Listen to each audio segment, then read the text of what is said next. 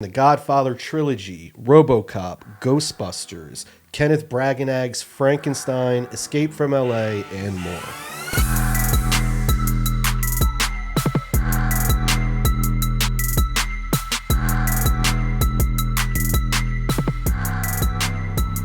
Yeah, we're back.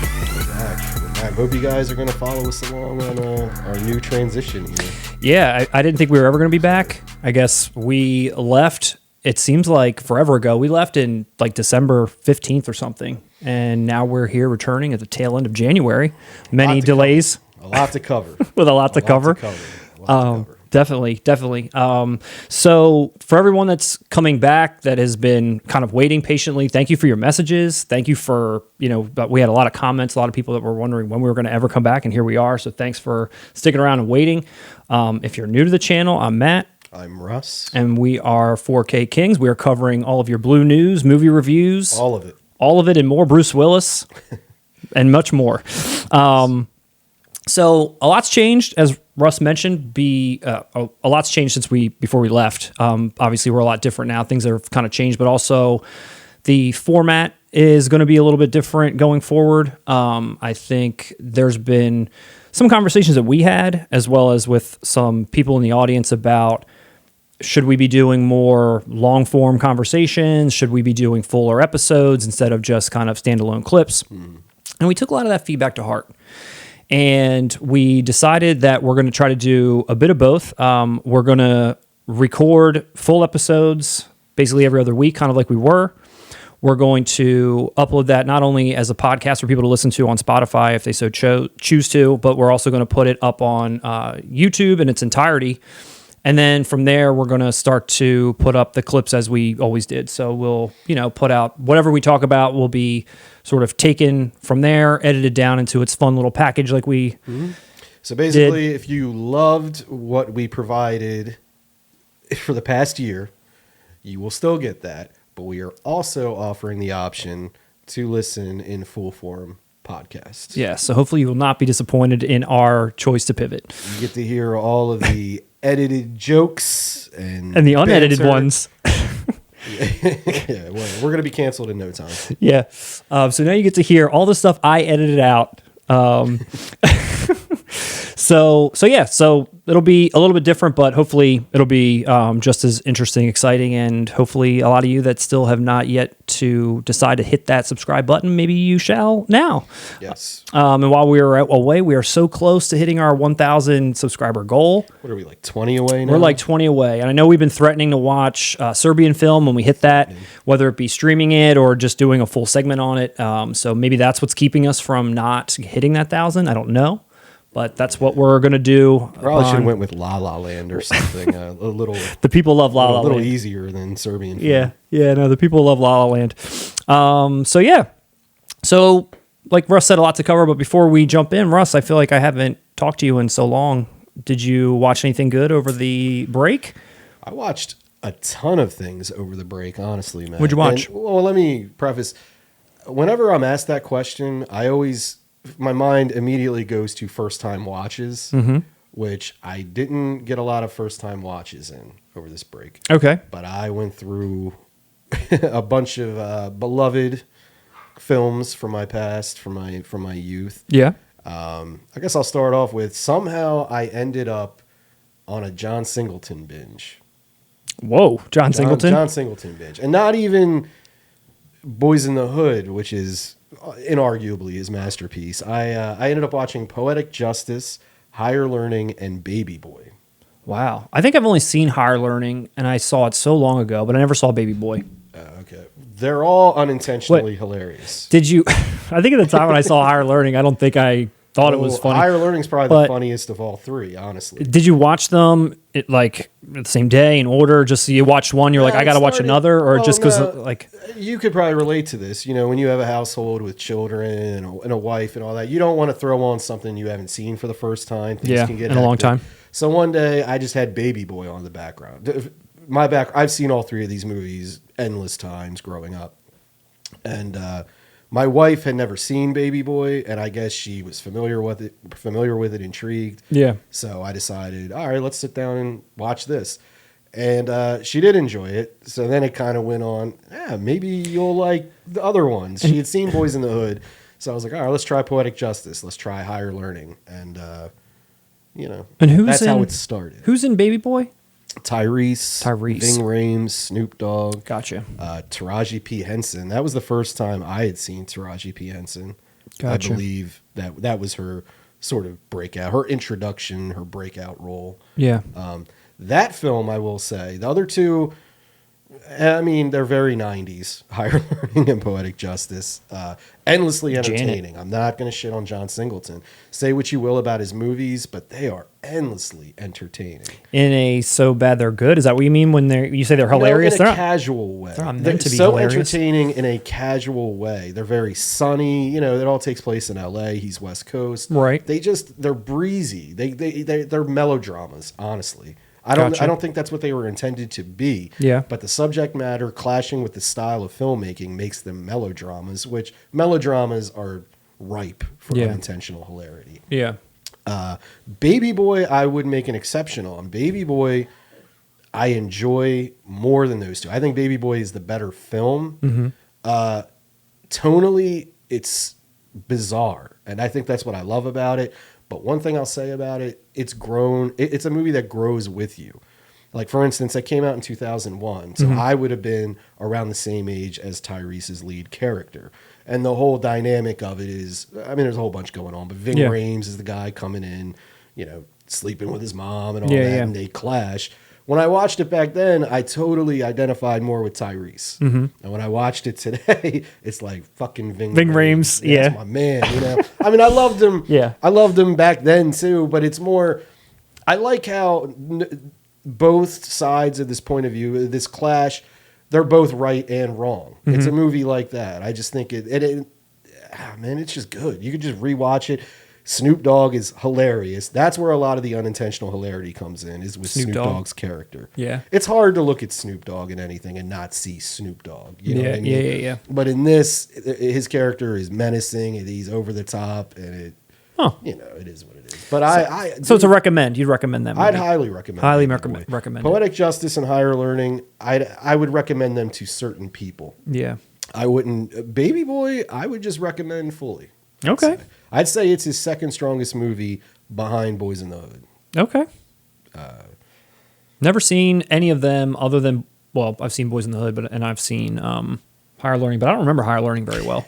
Who did Jason's lyric? Higher Learning. I actually don't know who did Jason's lyric. And I don't know why I lumped those into like Poetic Justice. Why am I thinking those go together? I don't know. I'm not sure. Great soundtracks. Yeah. All three.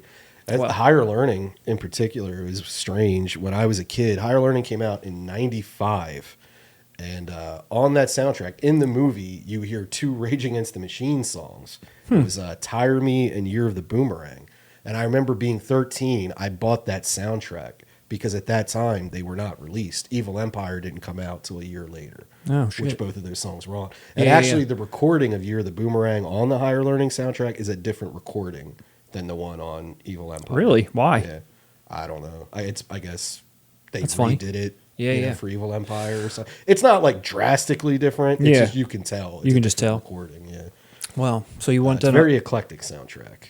So Memory Lane with John Singleton. Yeah. Wow. Memory Lane. It all started though, if I may. Okay. Oh shoot. We haven't worked around how to cut around these mics just yet. Oh goodness. Set this down here. It all started with one purchase. Well, I didn't purchase. I received the Menace to Society 4K Criterion Collection for Christmas. And I think that's what set me off on this sort of early 90s quote-unquote hood movie binge that I went on. And I'll tell you, this looks incredible. Yeah, the comparison we did, I remember thinking it looked great. God, dude, it looks like it was shot yesterday. Wow. Yeah, and I was awesome. Blown away by it. I mean, I was so blown away by this transfer. I actually ran through the special features are on the Blu-ray disc, but I ran through them, dude. I was just excited. And I haven't had that experience with a release I picked up in a long time. One thing I would like to bring up about Menace to Society on Criterion. Okay. I don't remember covering this, or I don't remember talking about this when we covered it. This includes as a special feature the music video for Tupac's "Brenda's Got a Baby." Really? Yeah. Do you know why that's kind of funny though? No.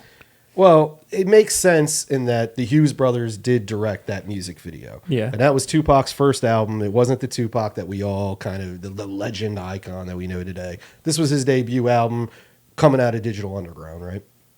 But anyway, what makes it funnier is that Tupac was supposed to be in Menace to Society. So much so that he got into an altercation on set with the Hughes brothers that had to go to court. He served 2 weeks in jail for beating up the directors of Menace to Society.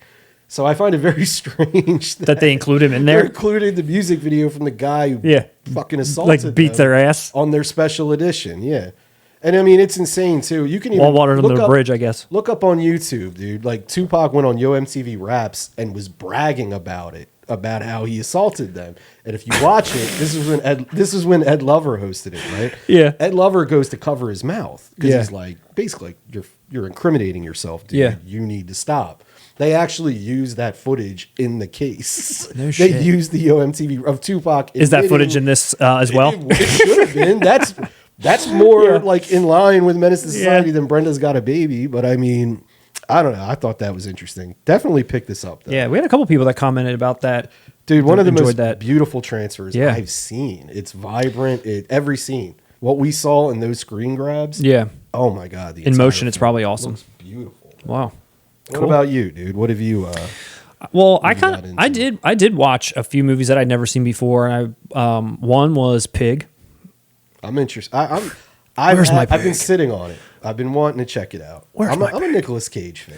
Dude, it was really good. I mean, it was understated. It was very, like there was a few times I will say that the movie tried to fool you into thinking Nicolas Cage was about to go off. Go full Mandy. Yeah, and he never did. But the movie was trying to make you think that a couple of times. But for the most part, it was just it was like a drama, and it was really good. It's like 90 minutes. It's tight. It's got a good resolution. I felt like obviously Nicolas Cage is bringing more of his subtle, brooding acting chops, and they're leaning hard on the guy that's in it opposite him is the kid from Hereditary. I can't remember the name off the top of my head. He's got like the mole on his face. Yeah. He's like playing the opposite of him, and he's actually really good in it too. But no, it was a cool movie, dude. I really enjoyed it. Good? Cage is good. Yep, he's good. Good Cage. I want to keep adding evidence onto my. Nicolas Cage is actually good. Like all right, if this is one I'll check it out. Yeah, no, man, it was really good. So I really like that a lot. I watched this movie called Censor, which we didn't cover, but I did happen to see that Second Sight, a company that we cover all the time, they're putting out like a really nice set for that. And I had seen the trailer. I thought it looked really cool. It's about a literal censor back in the day of the like video nasties in like the UK.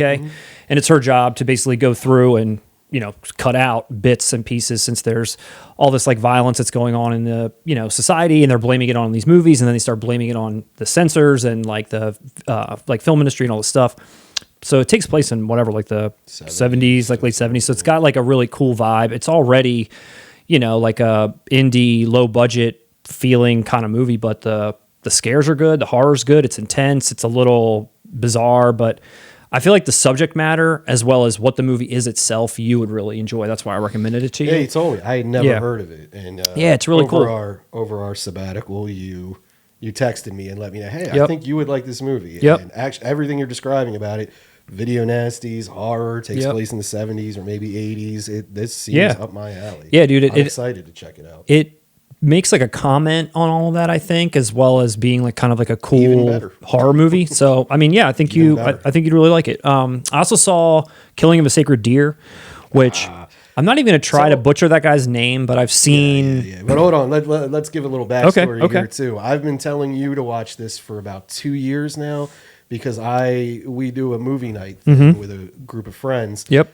And you had shown The Favorite. Yep, The Favorite, which I really liked a lot. Yes, and I remember watching The Favorite, like all of these shots of like wide, like zooming down a hallway kind of stuff. I was like, this looks exactly like Killing of a Sacred Deer. Yeah, he's got an eye, like a very specific. Yes. And then I was also thinking, like, man, the subject matter of this movie is very cold. I was like, Matt, you will love this movie. What did you think?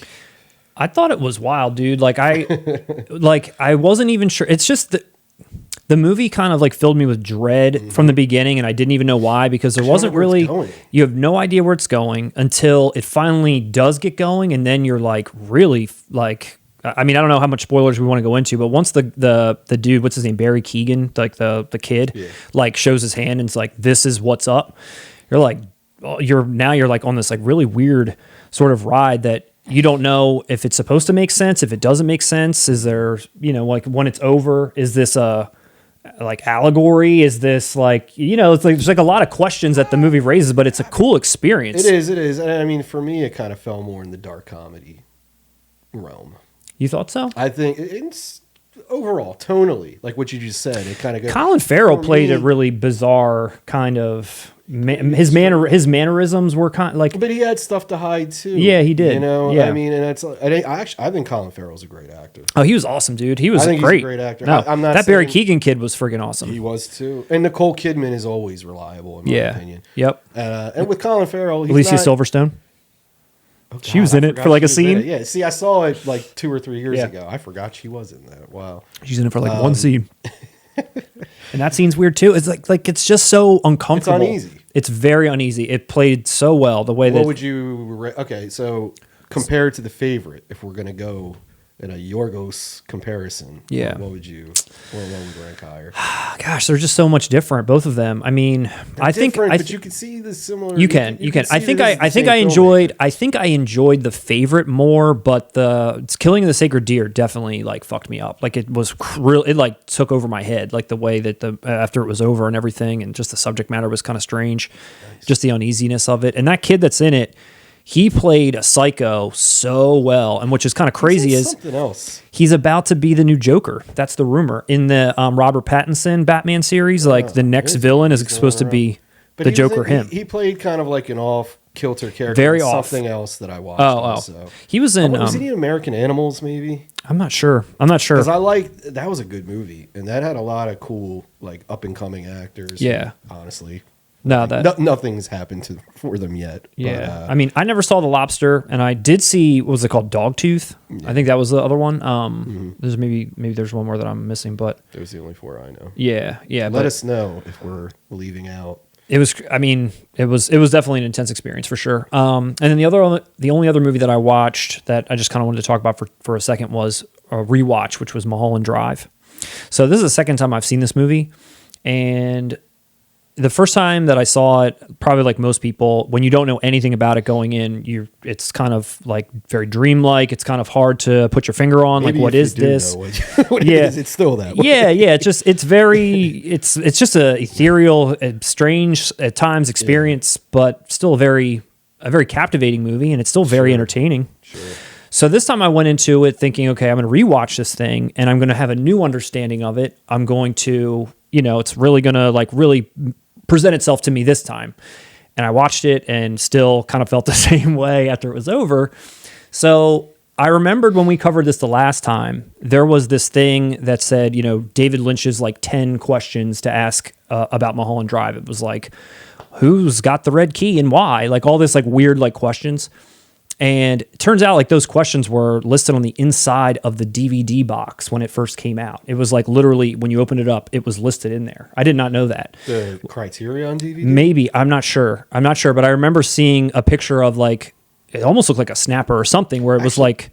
Was there a criteria on DVD? I don't know. It looked like a snapper case to me. I was just about to say, now that and you got to think when that came out, it was what, 2000? Yeah. Yeah, there probably wasn't a lot of care put into like special edition DVDs in 2000. Yeah, so that was. I remember. Like I think it was a snapper. It was either a snapper. I'm picturing like one of those. Remember like the Universal when they first came out. The first Carlito's Way, Look This Way, Casino was like this, where it was, the special features, actor bios and shit like that. Yeah, trailer. Like, yeah. It was like nothing on it. I kind of remember that. I don't know. Yeah, well. So after I watched it the second time, I decided, okay, I'm going to look up these questions online and just kind of see what it's all about, and kind of like stumbled upon like the meaning of the film, and there is a literal way to take this movie, and if you take it that way, it makes so much sense. It's almost like a magician like revealing his trick. It's like, oh, that's what it is. You know, you almost like or feel like dumb once you realize like what he intended this entire thing to be, that you didn't pick up on that the first time through.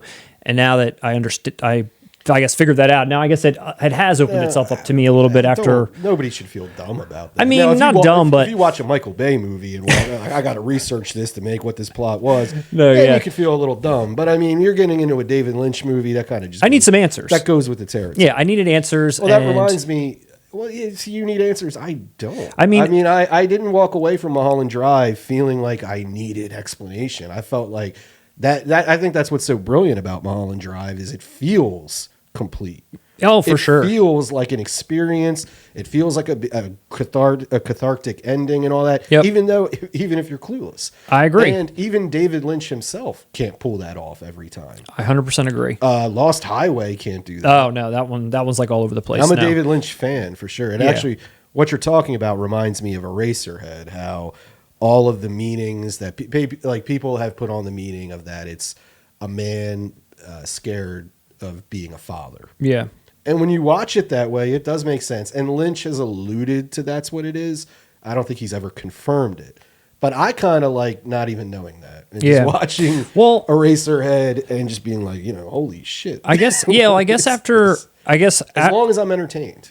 No, I agree. And I was totally entertained even the second time. And like you said, there's great resolution to it, even if you're a little bit clueless. And I decided to kind of go just for my own sake, like, okay, what is he trying to say with this? And not only there's like an explanation for it that, yeah, basically Naomi Watts' character is dreaming this whole thing, and you don't even really get into that until like the last like 20 minutes of the movie, which she's actually this like down and out, whatever actress, and she's kind of having these dreams about Hollywood and how she wasn't picked for roles because she wasn't sleeping around and like all this stuff. So once I got that, I was like, oh, that's kind of what it is. But then also it sounds like David Lynch himself was making a critique on Hollywood for giving roles to people for sleeping around and for doing that kind of like Harvey Weinstein type shit. So that was like, he made the movie to say that exact thing, which I don't know. I thought that was kind of cool. I didn't know that. That's what I found out. Interesting. I know it kind of blew my mind a little bit. Next so time I see Mulholland Drive, I'll keep that in mind. Yeah, maybe other people didn't know that. I don't know, but it did kind of make me enjoy that movie a little bit more. I don't know. So props to David Lynch for knocking it out of the park 20 years ago. Props to David Lynch. Yeah, he's knocked it out of the park multiple times. He has, dude. He's good. Times. He's good. But other than I see you got your pile there. What did you get? Other than what we watched, what'd you get? I was just going to give a quick rundown of what I received. Yeah. I did. We covered this, The Arrow, My Stepmother is an Alien. I haven't had a chance to actually go through it yet. It looks nice in person. I like the case. It does. Yeah, it's not like fancy, but it reminds me of, for those watching, if you own the Arrow Brain Damage, that's pretty much what the sheen is, the dexterity. It's a little glossy. Yes. Yeah, nice. I also bit the bullet, man. I know we weren't sold on this artwork, but the Juice Steelbook, 4K Juice. I couldn't pass this up, man. I mean, Juice is a great film, of course. I just want to see it doesn't look bad in person. It's not terrible. No, it doesn't look bad in person. I think the original artwork is so iconic, though. It and is. I wish having Bishop with the gun, I would have loved to have just gotten a Steelbook of that. You know, the poster that was so controversial. But, dude, I couldn't pass it up. It's a great. Again, I haven't popped it in yet, but can't wait to. These just arrived yesterday. What do you got there? I see the one. I received my Severin video special edition of Don't Go in the House. I went with Severin over Arrow. How come? I feel like Severin probably deserves more support than Zavi at this point. Good idea. We covered out like that Drop Dead Fred that was supposed to come out. This slipcase just makes me laugh. I don't know, like Severin video. It looks like a home video release for Barney the Dinosaur. It does. Or something. They're treating this scene so fun. Like the scene itself, like this burnt dead body, just like the way it's presented, it just makes it silly, but it's not. It's gruesome. Yeah, and honestly, well, I guess they have to put something on the cover to be like, hey, this is about a guy who burns women, you know? Like, I know. I don't. I guess the other artwork wasn't doing the plot. It wasn't doing that, yeah. But no, I'm happy. This one, nice. I'm more interested. Do you ever do this when I go to a specific label and order directly from them, Mm-hmm. I try to make it a point to do a blind buy, mostly so I can get free shipping. Okay. You know what I mean? And this had just come out. We didn't even cover it. It's the 4K release of Perdita Durango. Perdita Durango. Now, I've never watched this. Is that a As I fetus said, in the O? Blind buy, it may be. Okay. I know nothing about this movie aside from it got good reviews, came out in the mid-late 90s, and it's supposedly very violent. It's a Spanish film. And it stars Rosie Perez, who I'm a huge fan of. I mean, she's been in a couple classics. And Javier Bardem. And Javier Bardem. They are the two main characters. And What year is this? He's no slouch either. I believe this came out in 97. It doesn't say. Alex de I la haven't even opened it Iglesia. yet. Iglesia? Why do I know that name? Alex de la Iglesia. That sounds familiar too. Okay. Nothing. Okay. But like I said, I'm going to give this one a shot. I've come close to watching it so many times in I shouldn't say recent years, but in the past year, because it's been on streaming platforms, Mm-hmm. but it's always English dubbed. And I'm like, I'm not going to watch this for the first time Right. English dubbed. But I'm excited. I'm excited to check No this dubs. out. Anybody watching who has seen this, let me know if I made the right decision in blind buying it.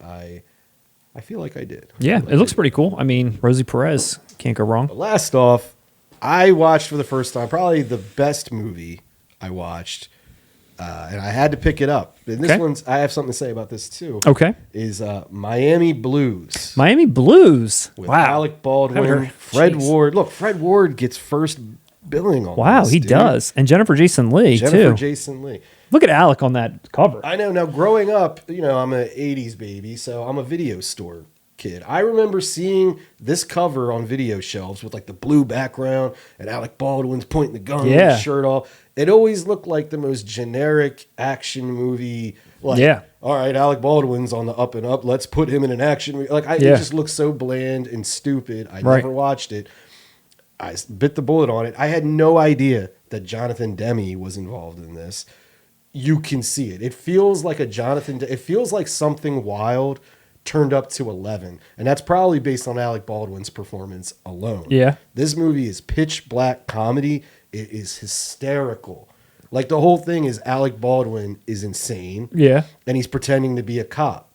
And Jennifer Jason Leigh is a prostitute who falls in love with him, but she's kind of slow. And he's just manipulating her. Fred Ward is the cop after him. But dude, Is this he's supposed to be a comedy? Yes. Okay. Yes. It's supposed to be. It's more. Think like Elmore Leonard. Okay. It's like that. Where Okay. It's kind of breezy. The cops are always like, yeah, I don't know. We'll go look for it. Like, it's very casual the way the cops are. Fred Ward, he's missing his teeth. Oh, good. And he's looking for his teeth. Like, it's bizarre and it's beautiful. It's hilarious. When I was researching it, because I wanted to pick this up immediately, a Shout Factory Special Edition Blu-ray exists. Really? But it is long out of print. The cheapest I could find it was like $175 on the internet. Damn. So that's why I picked up this classy MGM. That is real DVD. classy. This movie's that good, I had to own it in some format. Wow. I went back to this. Okay. But if anybody watching, you're gonna give me the Mark treatment, I would love to have that Shout Factory Special Edition of Miami Blues. Mark. Dude, check this out though. If you find Alec Baldwin went into comedy later on in his career. did? Not yet when this was out. Dude, he's funny as hell in it. He has like this weird tough guy voice throughout the whole thing, but he's like a psycho, dude. It's hilarious.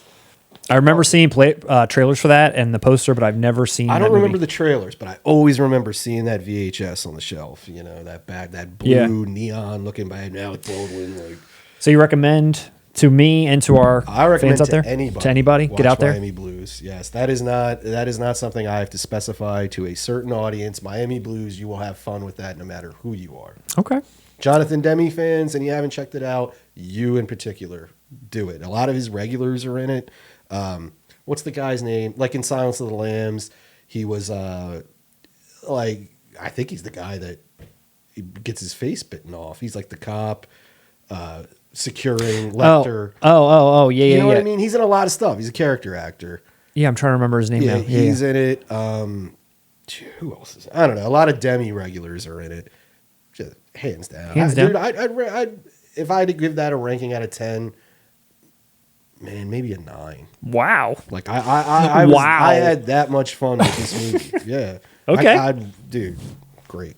All right. Well, I got a couple of things too. Nothing that like blew me away as in terms of like a blind buy or watch or rewatch or anything. But I did pick up and receive for the holidays pretty much a lot of things that we had already talked about. Let me see if I can reach down here and get them. We didn't work this part out yet. I'm working out the kink, folks. I'm eyeing Kinks, that one folks. on the bottom, and I'm already mad. I didn't know that was a thing. So I got Misery. Oh, you bought the Kino 4K? Got the Kino 4K Misery. Ready to get in there. The Karate Kid box set. None of these are even opened. The Karate Kid 4K box set, which I think at the time when we were talking about it, it was on Amazon for like $99, but I got this for like $39.99 by the time it came all the way down, maybe $45. No, not at all. We got Speed in 4K, Unbreakable in 4K, little Willis, little Brucey, and then lastly, this is the one. Why didn't you tell me about this one? So I have a funny story about this. I actually watched this over our break too. I was itching to watch Four Rooms for a long time, and since we was over the break, thought watch it for New Year's Eve, which we did, and I'd never owned this on Blu-ray. I only have it on DVD, and I went out just to see, is there anything that I'm not aware of as far as Blu-ray releases for Four Rooms are concerned, and I happened upon some media books in Germany. There's like 4 different covers. It's all from the same company, but each cover had like 333 of them. Since way sold out, like they came out like years ago. So I found one on eBay. The guy shipped it to me, and then it got lost. And then so then he's had a different cover that he ended up sending me. So this isn't the original cover that I chose, but it's the original cover of the film. So I'm not mad. Yeah, and it's nice, dude. I mean, it's a nice like thick media book. It's all the pages inside are German, obviously.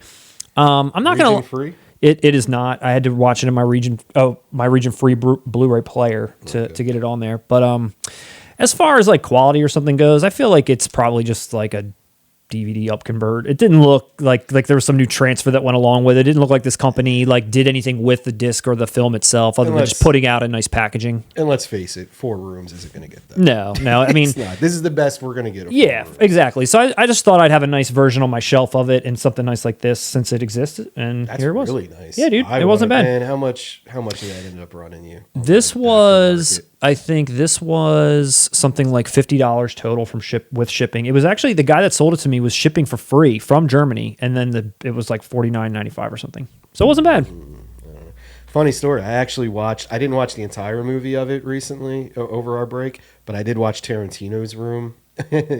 And I same reason I said about the John Singleton stuff. Yeah. I'm just going to throw something on in the background. Yep. My wife hated it. Really? Hated it. We loved it. She was like, what is this? What is going on? And I was like, well, no, listen. So all these directors, they did a different room, and Tim Roth is the kind of, and they don't know what they're doing, and we're just watching the last one. It's a cool anthology. And she hated it. And I'm like, if you hated Tarantino's Room in this, you'd hate everything else. You don't even try the first. Yeah. Please don't even try the first one. No, yeah. The Rodriguez one's okay. They're uneven. Like it's a Rockwell one I like second best. Do you? Yeah. I feel like it's uneven. It's a cool anthology as a whole. I love all the actors. It's great. Tim Roth is great, but the cherry on top is obviously the Tarantino one at the end. Yes, it's great. Well, my wife, she wasn't having it. Wasn't having it. And I'm sitting there like, as soon as like and it starts walking away, I'm laughing. I think it's hysterical, Yeah. Well, crickets. Well, sounds like we got a lot. We watched a lot. We got a lot, but we also have a lot of news to cover. As you mentioned, we've talking about Godfather, Robocop, Ghostbusters. A bunch of huge things have been announced since we had left. So if you want, we'll dive right into that. Sure. Yep. Feeling a little rusty? How you doing? No, me. How are you? I'm feeling a little rusty. How are you doing? I'm on fire. You're on fire. Okay. I'm ready to talk. Ready to talk. All right, well, let's jump into just some updates first before we get into some main titles. So some things that we covered before we left. There's been a few updates on a few of them, including Green Mile. So we talked about Green Mile in 4K. It was coming out. There wasn't any news on anything other than just a U.S. release. And we talked a little bit about how we were kind of like, this always gets compared to Shawshank Redemption and so on. And it's funny to me that out of the blue, a super duper special collector's edition is coming out for The Green Mile, not only in the UK, but also in the US. This one comes with a mouse. Yeah, it comes with your own pet mouse. So I think it's pretty crazy that this is getting the treatment that it's getting, and Shawshank did not. But it's coming in a steelbook now from Best Buy.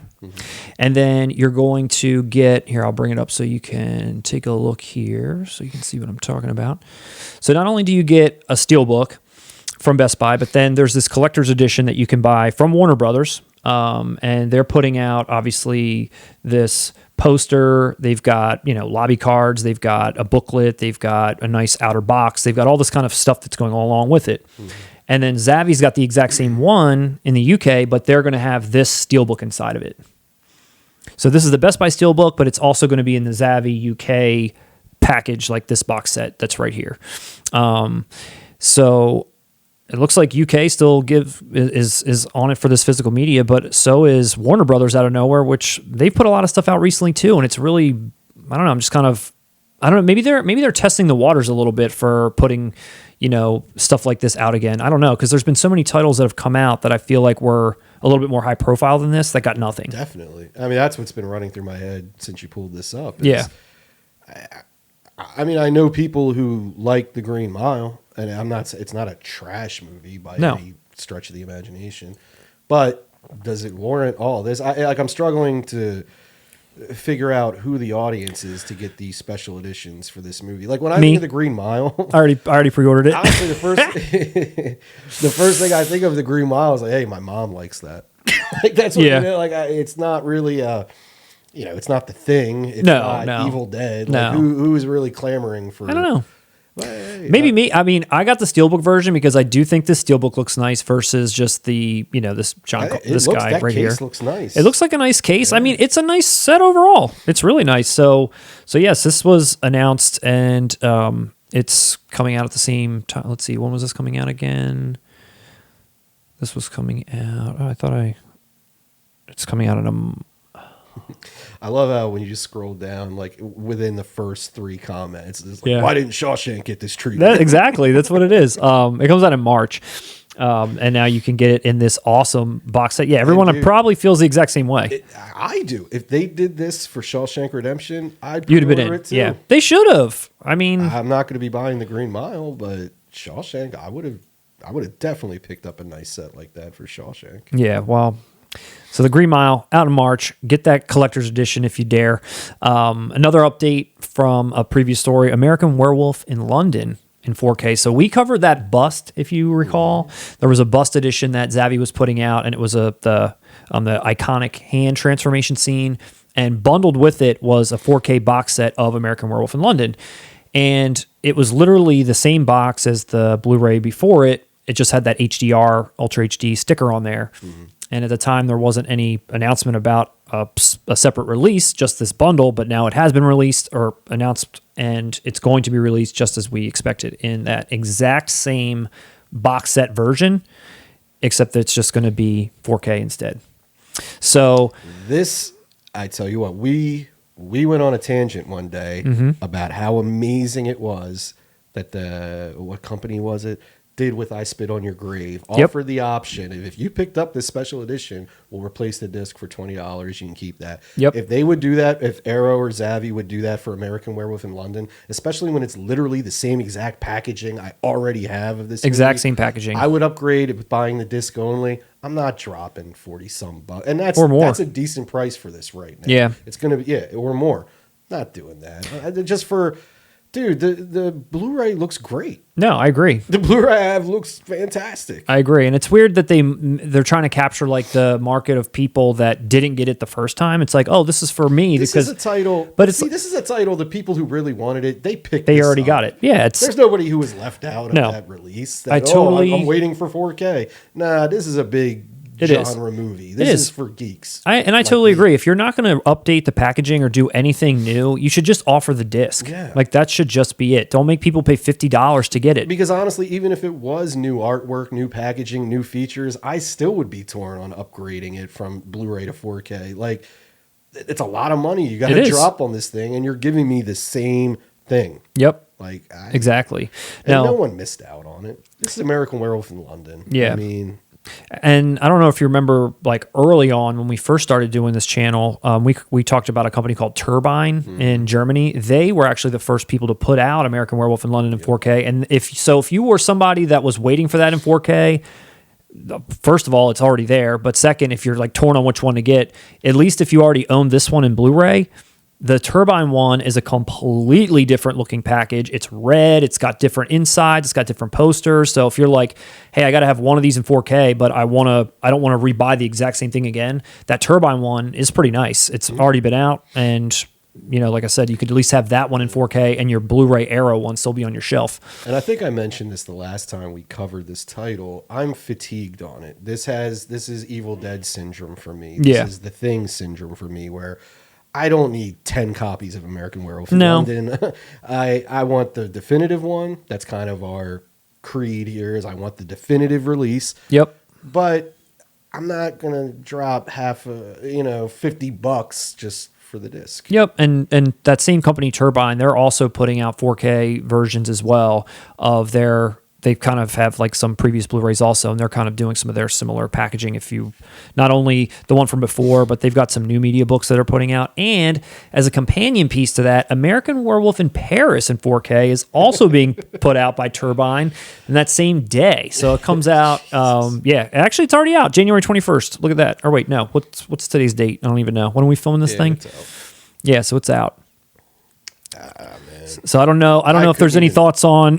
I'm I remember when this came out, 97, and I was a big Before Sunrise fan. Oh, you love that Julie Delpy. I love Julie Delpy. Come on, Julie. And it was so trash. I watched the first 5 minutes of it, knowing it was going to be terrible. There's no John Landis. Come on, who wants this? Yeah. And even going in with lower than low expectations. Yep. Oh God, I couldn't sit there. I was 15.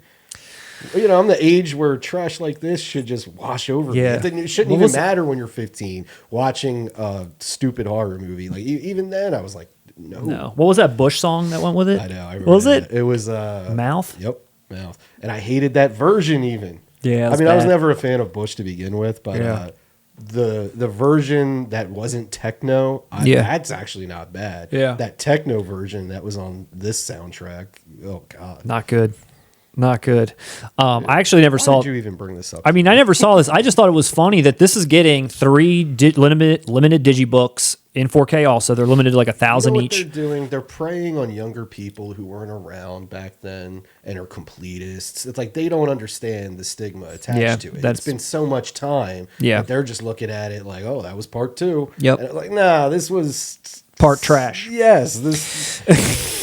This nothing to do with the original. No, skip it. If you are unaware, skip it. Just skip it. But I am probably going to get that American Werewolf in London in 4K. I've never bought any of them, and I've been like a pseudo fan of that movie for a little while. I agree, and I feel like I haven't seen it.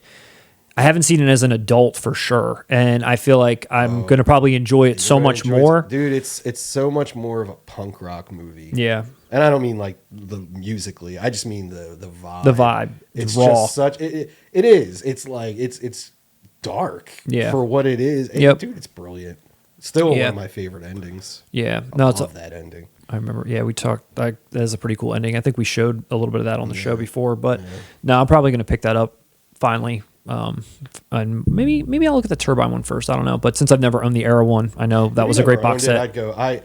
What did you read any of the reviews for the transfer? No, nothing yet. If I had to make bets on that, unless it's the same transfer, I'd imagine Arrow would probably do a better job. Yeah, gotcha. Turbine. Gotcha. One last update for all you Pirates of the Caribbean fans out there. So we covered that the Curse of the Black Pearl was coming out in 4K finally, and then at the same time we noticed that in Australia they were putting all of them out in nothing fancy. It was just like all the discs and just like a big MRA case probably, but at least all the films were coming out in 4K. But it looks like, actually, is this also out as well? Yeah, so this already came out too, January 19th. Japan put out a legit box set for these movies in 4K. If anybody was interested in getting that, there's kind of like a nice wraparound box. There's all the individual films in their own separate sleeves. It looks decent. There's no tchotchkes or anything, but there wasn't in any of these other releases. You were just getting it in an amaret case versus this kind of nice little house that all of them come in. So pretty decent. You know what makes me laugh about that casing, though? What's wrong? What do you think? If this came out before all the Amber Heard stuff, that box would have Johnny Depp all over it. You think so? Yeah. The outside case would? Johnny Depp is kind of toxic, and really? Like, let's make this black box over top of it all. The people who love him, they know. Fuck them. But we don't want to turn anyone off. Let's keep this one. Yeah. Yeah, dude. Okay.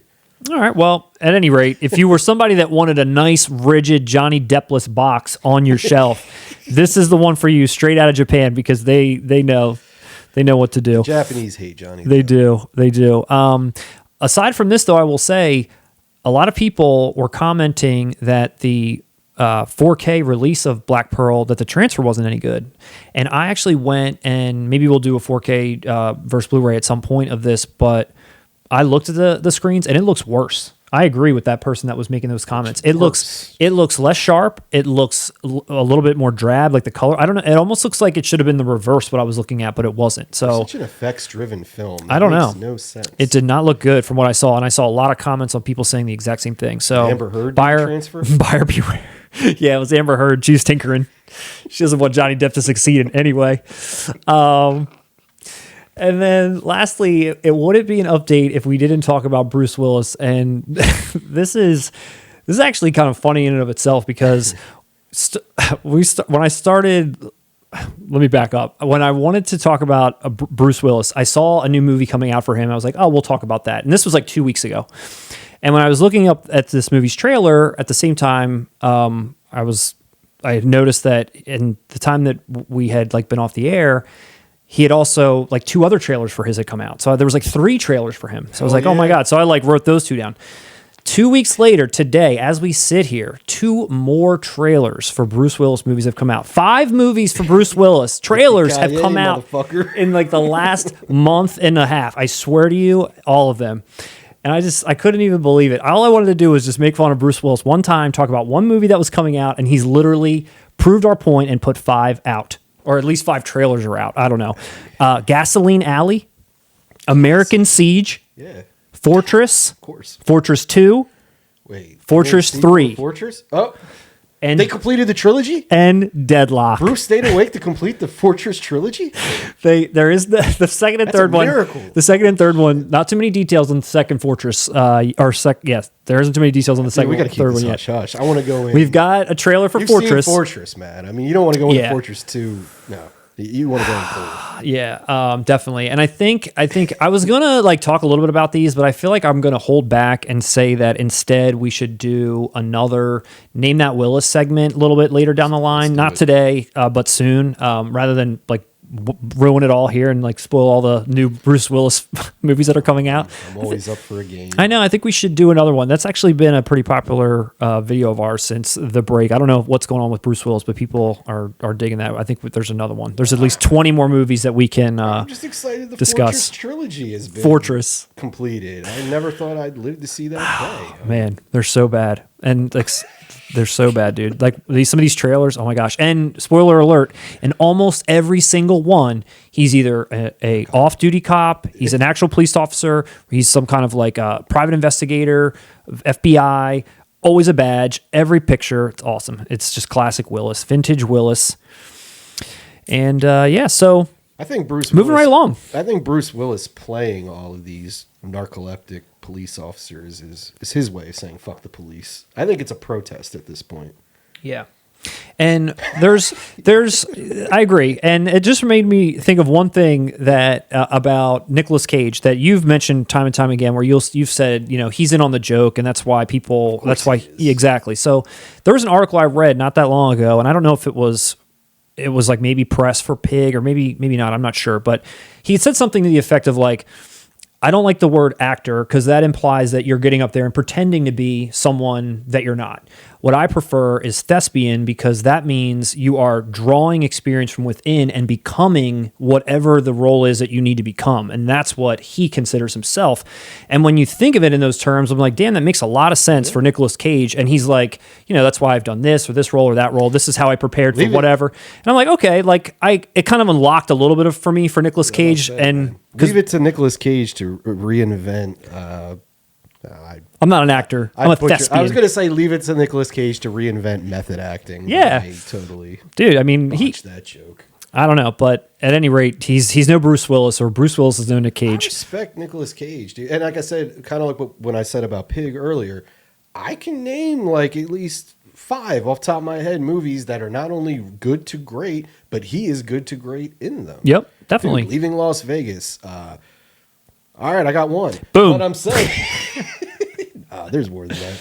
But dude, he's good. He's good when you get him in the right. Yeah. He knows what to play in whatever role he's in. Just like Pig, he knew exactly how to play it. The director probably explained his vision. Nicolas Cage probably got it before the vision was even explained. It's just he got it. Think about it a step further too. I mean, like if Face Off came out today, everyone would just look at it and be like, "Oh man, that's another Nicolas Cage being crazy." Yeah. When that was just what he was doing back then too. Only back then it debuted in movie theaters. That's true. That's he true. was always doing this stuff. That's true. Then he got broke and had to lean in on it like 110%. But speaking of movie theaters, one of these movies that Bruce Willis is putting out is like going to be in a theater for like a month. And one of the comments I wrote, one of the comments I read was like, who did Bruce Willis pay to get this movie into theaters? It's like, it's so true. It's like, how did he get anything in a theater these days? It has like Devon Sawa in it. It's him and Devon Sawa. It had to debut Devon in Sawa's theater. first build. Dude, it has to screen at least once for Oscar consideration. That's what Willis is he's chasing it. He is. He's chasing Fortress it for 3, sure. we're going to get that best picture. Oh my gosh. Okay. So let me see here. Moving right along. Let's jump into the news. Russ. It's been a while. It's been good catching up. Been good getting down on some updates. But let's get into the major topics here, the major news. What do you have for me? So out February 1st on 4K Ultra HD from Sony Pictures is the Ghostbusters Ultimate Collector's Set. Word on the street is this isn't Ultimate. It's lacking one feature. I beg to differ. I feel like this does, in a weird way, even though this screams cash grab, I feel like this could be considered Ultimate, and let me explain why. So this box set here, which is coming in a ghost trap, which is a little gimmicky, but Back to the Future movies like this always come with like some flux capacitor or some shit where all the stuff is stuffed in there. But it comes with Ghostbusters 1, 2, and Afterlife. All 3 of those movies are getting a 4K Blu-ray disc and a digital code. So Ghostbusters 2016. Ghostbusters 2016. Ghostbusters 2016. So they just threw a disc in that box with no case. What's his name? Kevin Feige, however you say it. The Marvel guy, he made it. Yeah. Paul Feig, whatever it is. He came out after this was announced, and he basically like sent out a tweet griping like that his movie was forgotten. Like a week later, maybe even at 48 hours later, they were like, we're putting a digital code in of this movie. The physical disc not there, but you're getting a digital code. But you're getting a digital code. One? So then they came out and they said that was our plan all along. So go F yourself. That's what they said. That wasn't the plan. So it is coming with a digital code of Ghostbusters 2016. That's more insulting. You get a download. Just pretend like it didn't exist. Now it's like, no, it does exist, but it's only worth a digital code. It's an Easter egg. It's like a bonus feature. Exactly. That's it. It's true. That's more insulting. It's not in this canon, whatever. It's not in this 3 trilogy. Like this trilogy, this is a trilogy that is an offshoot. If Afterlife wasn't made, then maybe that one would have been included. Let's keep it real though also, Matt. This is not a goddamn trilogy. No. Well, no. No. All right, so let's get into a little bit about what it is, and then we can discuss our gripes with the newest one. But it's coming with all those movies plus the 2016 in a digital code. So all of these movies have been released before in 4K. Like every single one of them has been released in 4K. But this set is pretty impressive, and it could be worth the upgrade for some people, including the fact that they've upped the ante with all of these coming in Dolby Vision and Atmos, which I do not believe that was the case before. So in addition to all these films, there's going to be 2 separate bonus discs. On the one bonus disc is just for Ghostbusters alone, and it's got every legacy feature that has ever come out from the beginning of time, of course. But then there's a ton of new stuff, and a lot of the new stuff actually sounds pretty cool. So there's a rare 114-minute preview cut of the film, and that's in like standard def. Which of the original? Yeah, of the original. Unearthed. 114-minute. Uh-huh. Because the original was about an hour and 44 or something. So okay, that's about almost 10 minutes. So it's an unearthed early cut of the film with alternate takes, additional scenes, early effects, and optional commentary from the associate producer and editor. And I did see there's like a trailer for this box set that's come out, and I did take a look at it, and they do show like a little bit of that. And obviously it's a little grainy. It's not like redone or anything, but it's a few scenes that it's obviously never been seen before. So I don't know if those deleted scenes were on there. Shop of Horrors did that. Yeah. With the ending, they kind of add the entire original ending on there. But that's like an entirely new cut of the film is being given to you in here. It is. Full TV broadcast version of the film, also in SD, featuring the TV safe takes. So for everybody that grew up on this movie on Comedy Central, maybe, I guess, but that's there too. There's a new scene commentary. So Ivan and Jason Reitman are doing like 2 scenes from the movie. They're doing commentaries on them. Wait, Jason Reitman's doing commentaries on the original? Yes, him and his dad are there together. Wow. Then you've got the Dana's Lost auditions. Dana's Lost audition. So there's 8 auditions for the role of Dana Barrett, which obviously the role went to Sigourney Weaver, but all the people that did audition for it, that's like some real. Who they are? No, I don't have that here. No, but we can go take a look. A new 90-minute making of Ghostbusters documentary called Ghostbusters Behind Closed Doors. An hour of raw dailies 80 minutes of that is Dan Aykroyd. Maybe just talking, yeah. And then 80 minutes, 90-minute documentary, but over an hour of raw dailies from the original Ghostbusters. Wow. Not only that, but within the box set, you're getting well, I guess I'll say that at the end, because we'll go to Ghostbusters 2. So this is the Ghostbusters 2 bonus disc. So again, all the previous features from before. You're getting the TV broadcast version. You're getting another scene commentary, two scenes with Ivan and Jason talking about them. 19 deleted scenes. That sounds like a lot of deleted scenes. It doesn't say how long that is in combination, but 19 of them in total. And then a commentary on a scene from the composer. It doesn't say what scene, but the composer, Randy Edelman. I thought you were going to say Bobby Brown. Not Bobby Brown. That'd be great. Buy it in a heartbeat. Yeah. If we get a Bobby Brown commentary on Ghostbusters 2. Yeah, and then there's additional Ghostbusters Afterlife bonus materials on this disc. It's like a sneak peek or something, but the Ghostbusters Afterlife disc that's included has all of its special features, which is Easter eggs, special effects featurettes, a featurette on all the gadgets, on the new Ecto 1, deleted scenes, making of, all that stuff. So that's on the disc itself. But these 2 bonus discs are just special features for 1 and 2. So then you've got the Ghost Trap packaging, which lights up, by the way. They're giving you a reprint of the rare 220-page Making of Ghostbusters book from 1985. So this book came out in 1985. I obviously can't get it anymore. They're reprinting it, 220 pages, and it's going to be put inside of this box set. And then each movie gets its own case inside of this trap. So it's like, a pretty decent package overall, I would say. So again, I like the artwork on them. I like the basic black. That reminds me of the VHS I had as a kid of the original. Yeah, so as of taping this, the pre-order is currently unavailable, and I don't know if it just they ran out. They didn't expect to run out. I don't know that this is limited or how limited that it is, but when I went to go check this out, the price was up there, but it said it was unavailable at the time. It was up there for about $150, and that was the initial. So it probably is going to come down when the pre-order comes back. If it's not, it doesn't say anything about being completely limited, but who knows? You can't pre-order it at the moment on Amazon. So I don't know. I mean, what do you think? I know you've owned Ghostbusters 1,000 times, but I think it is hilarious. And I even forgot it was called Answer the Call. I think it is hilarious that Ghostbusters Answer the Call is included as a digital code. That's the only comment you have about this whole set. Funniest thing. Because, dude, that's so backhanded. That's just so funny to me. Either put it in there or don't. Yeah. But like you're basically telling people, hey, even the people putting this out, we know that one shit. Like, wow, that's such a judgment on it. It is. All right, thoughts about the movies themselves? No, I mean, well, yeah, I mean, there's That's not an much. awesome case. I tell you what, if I will not be buying this, I'm not a huge fan of Ghostbusters 2 or Afterlife.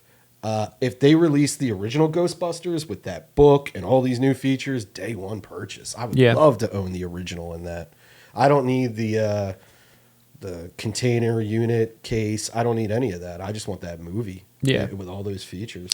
Yeah, no, I mean, it's a really awesome case. And it sucks. I'm not I buying think- this just to get that, especially if it's the retail suggested price is $149.99. Yeah, that's I'm pretty not high. dropping $150 just to watch one movie. No. Those features. Yeah, no, I'm with you, but yeah, no, I mean, in general, the set is pretty cool, It's and an awesome set. If you're a It is. fan of all three of these movies and Answer the Call, you'll get the digital code. You will get that And digital code. You'll have great releases of the other three. Yeah, I mean, Ghostbusters movies.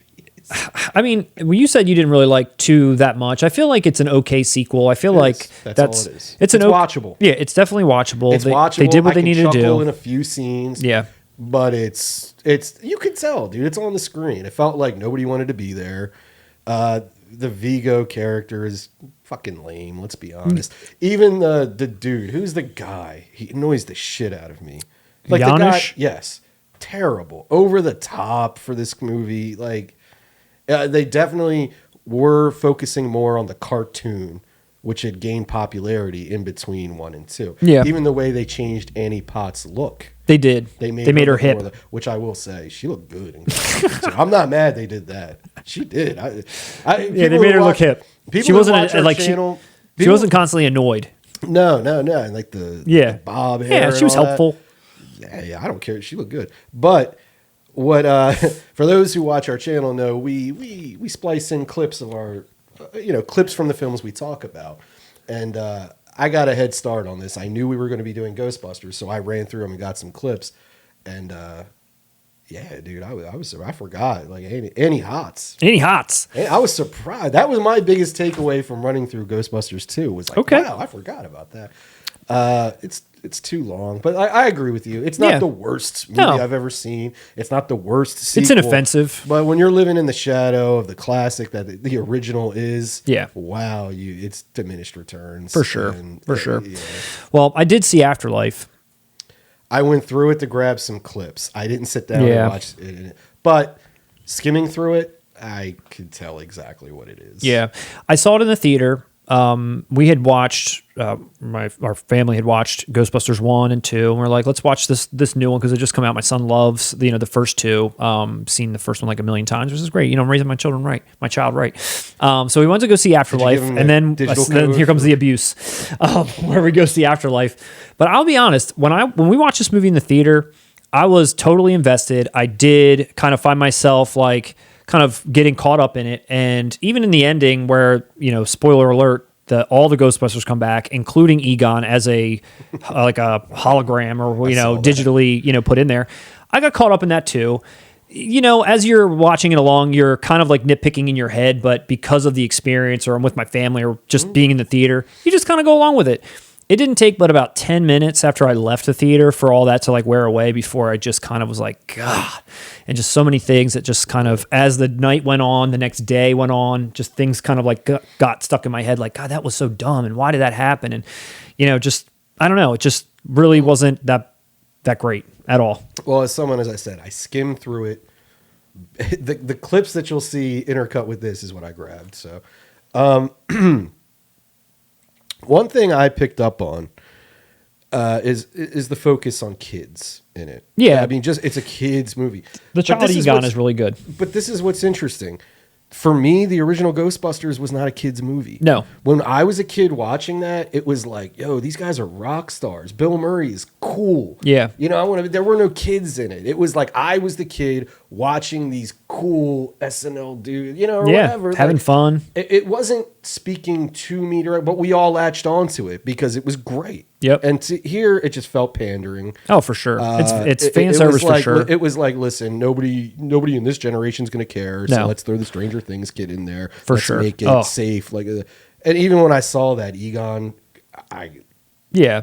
The little, like what is that? He came. Was that his daughter? that's his granddaughter. I mean, Yeah, and like him Holding guiding it. her. Yeah. And I'm like, what?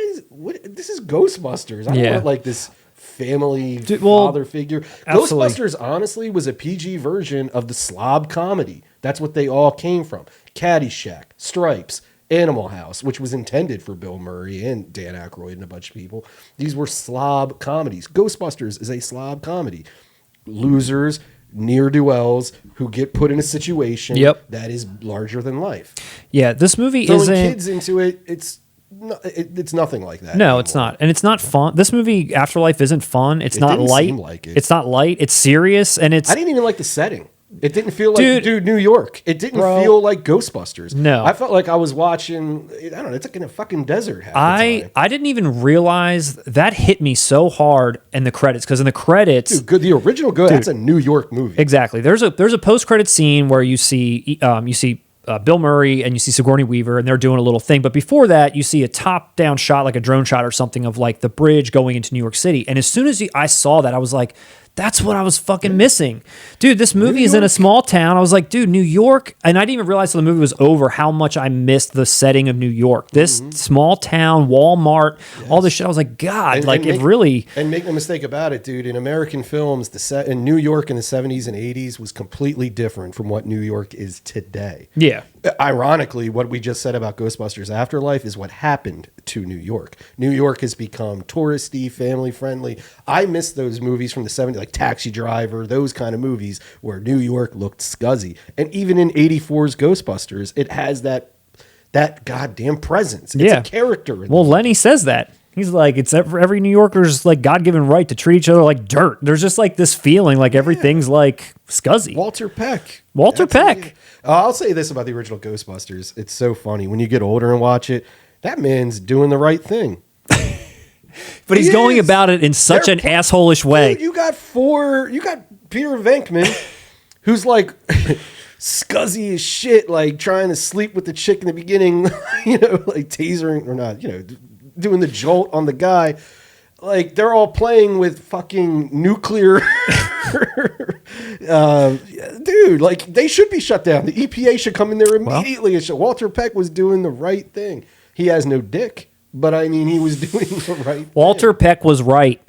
He was. That's one of those 80s. He was. He was be right. Honest. All right. Be honest. But he went about it in the wrong way. I'm sorry. He rubbed me the wrong way. But if that was real life, I would. If there were 4 dudes playing around with nuclear weapons, I would want the EPA to get involved to say, "Hey, go in there and figure out what they're doing." If he hadn't shut it down, the thing wouldn't have overloaded, and the ghost wouldn't have escaped. So I blame him.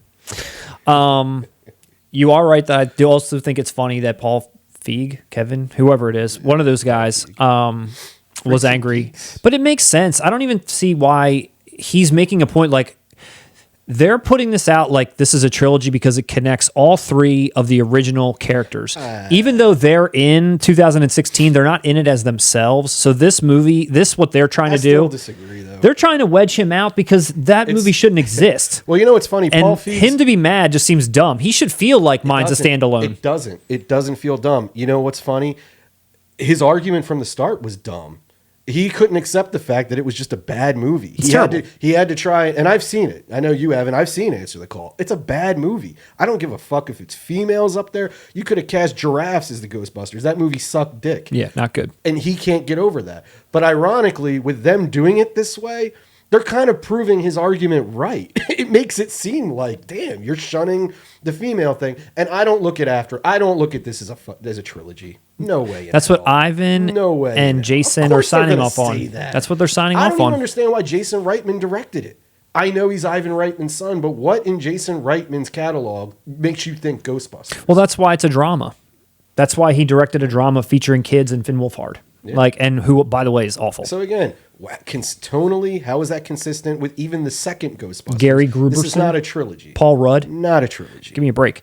Especially when you have an entry that existed in the middle. I mean, Feig's right on that. And that's why I keep laughing at the digital code. He's right. It's hilarious. Like, if you're going to put out a set and it's the ultimate one, you can't pretend like that didn't happen. So download it.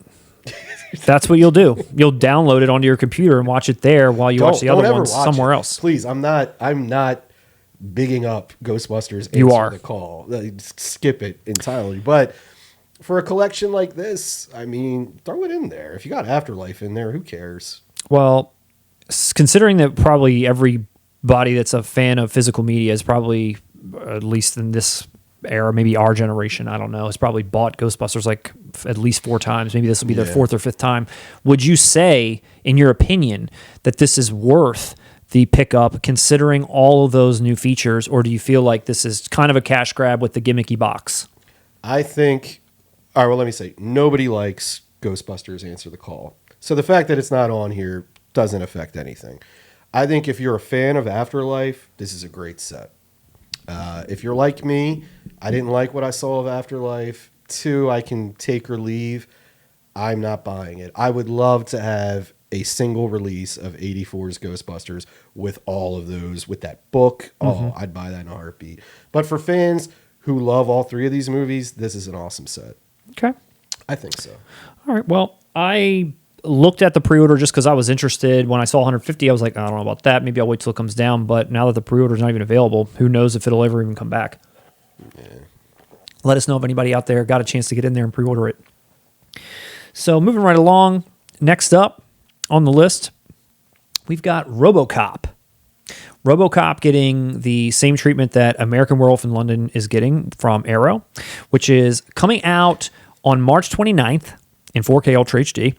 So basically you're getting an identical copy of Robocop in that limited edition, same exact box, same exact materials, except now 4K disc.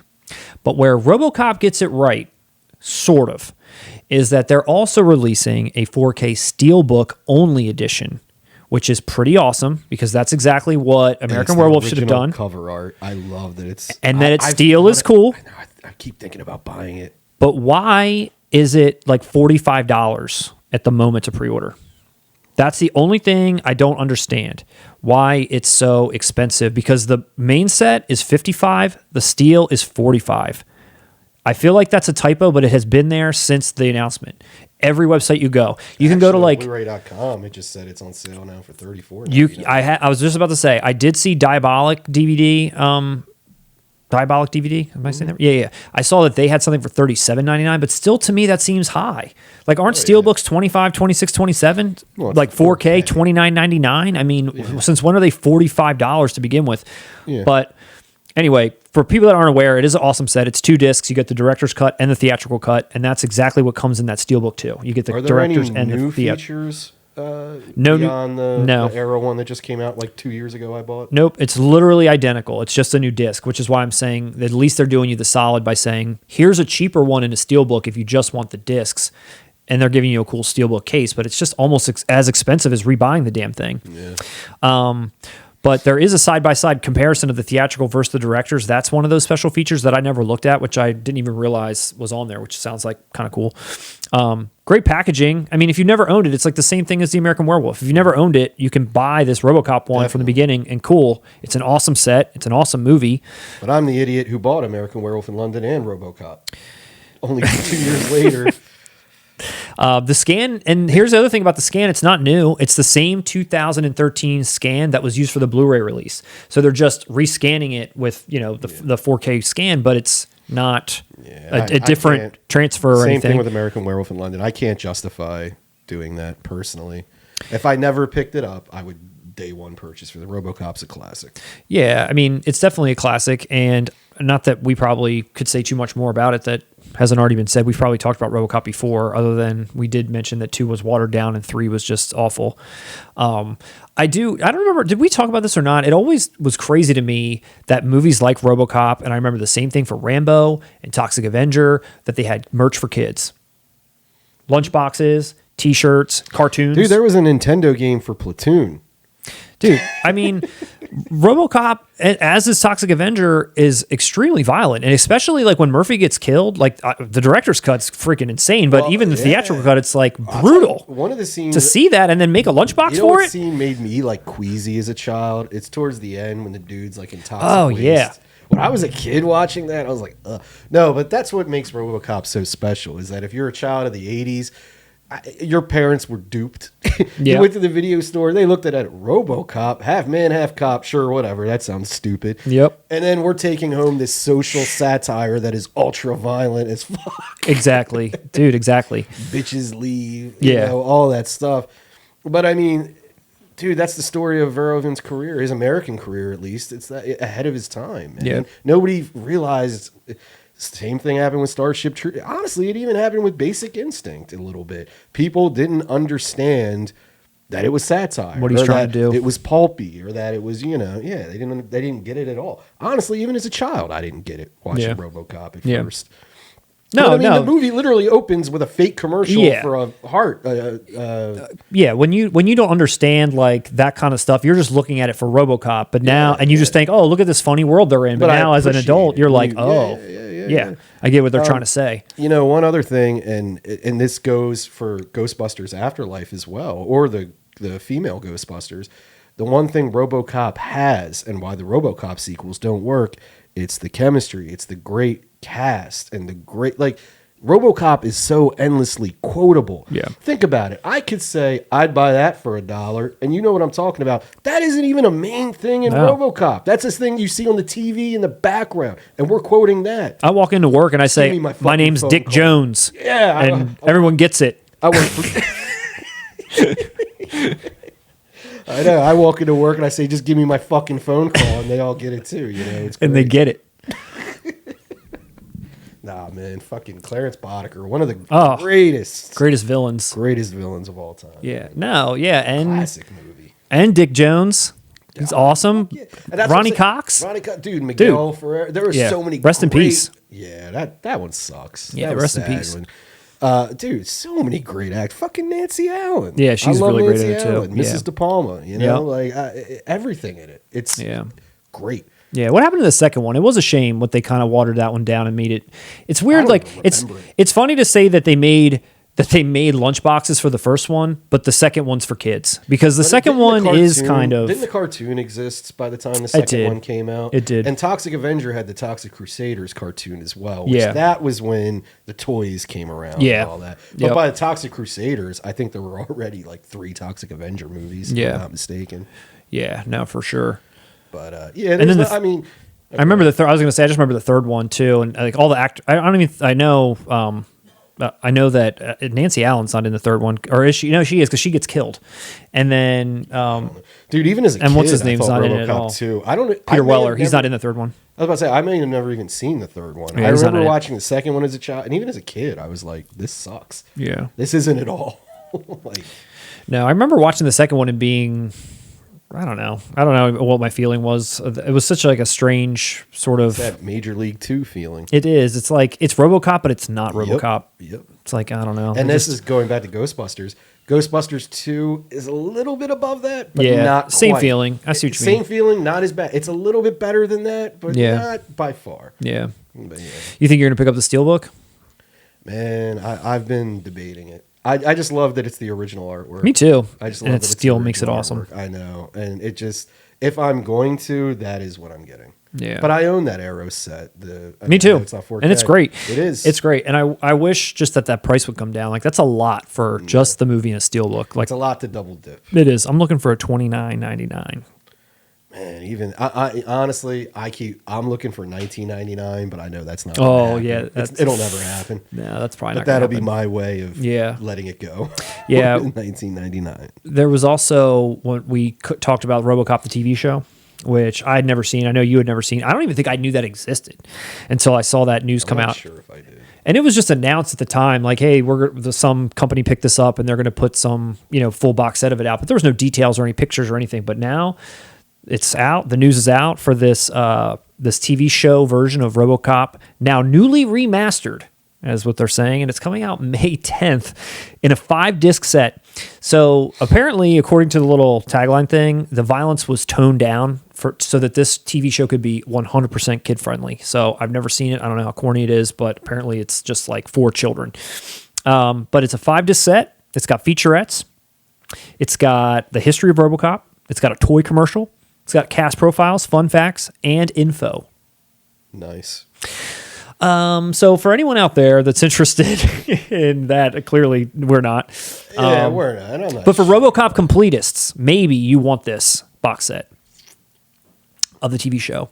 And for people that want the new RoboCop in 4K, that set's coming out in March 29th. I'm going to keep my eye on that steelbook. I own my so-called life set, so I'm not making fun of anyone for picking that up. Like you, though. I vaguely remember a show.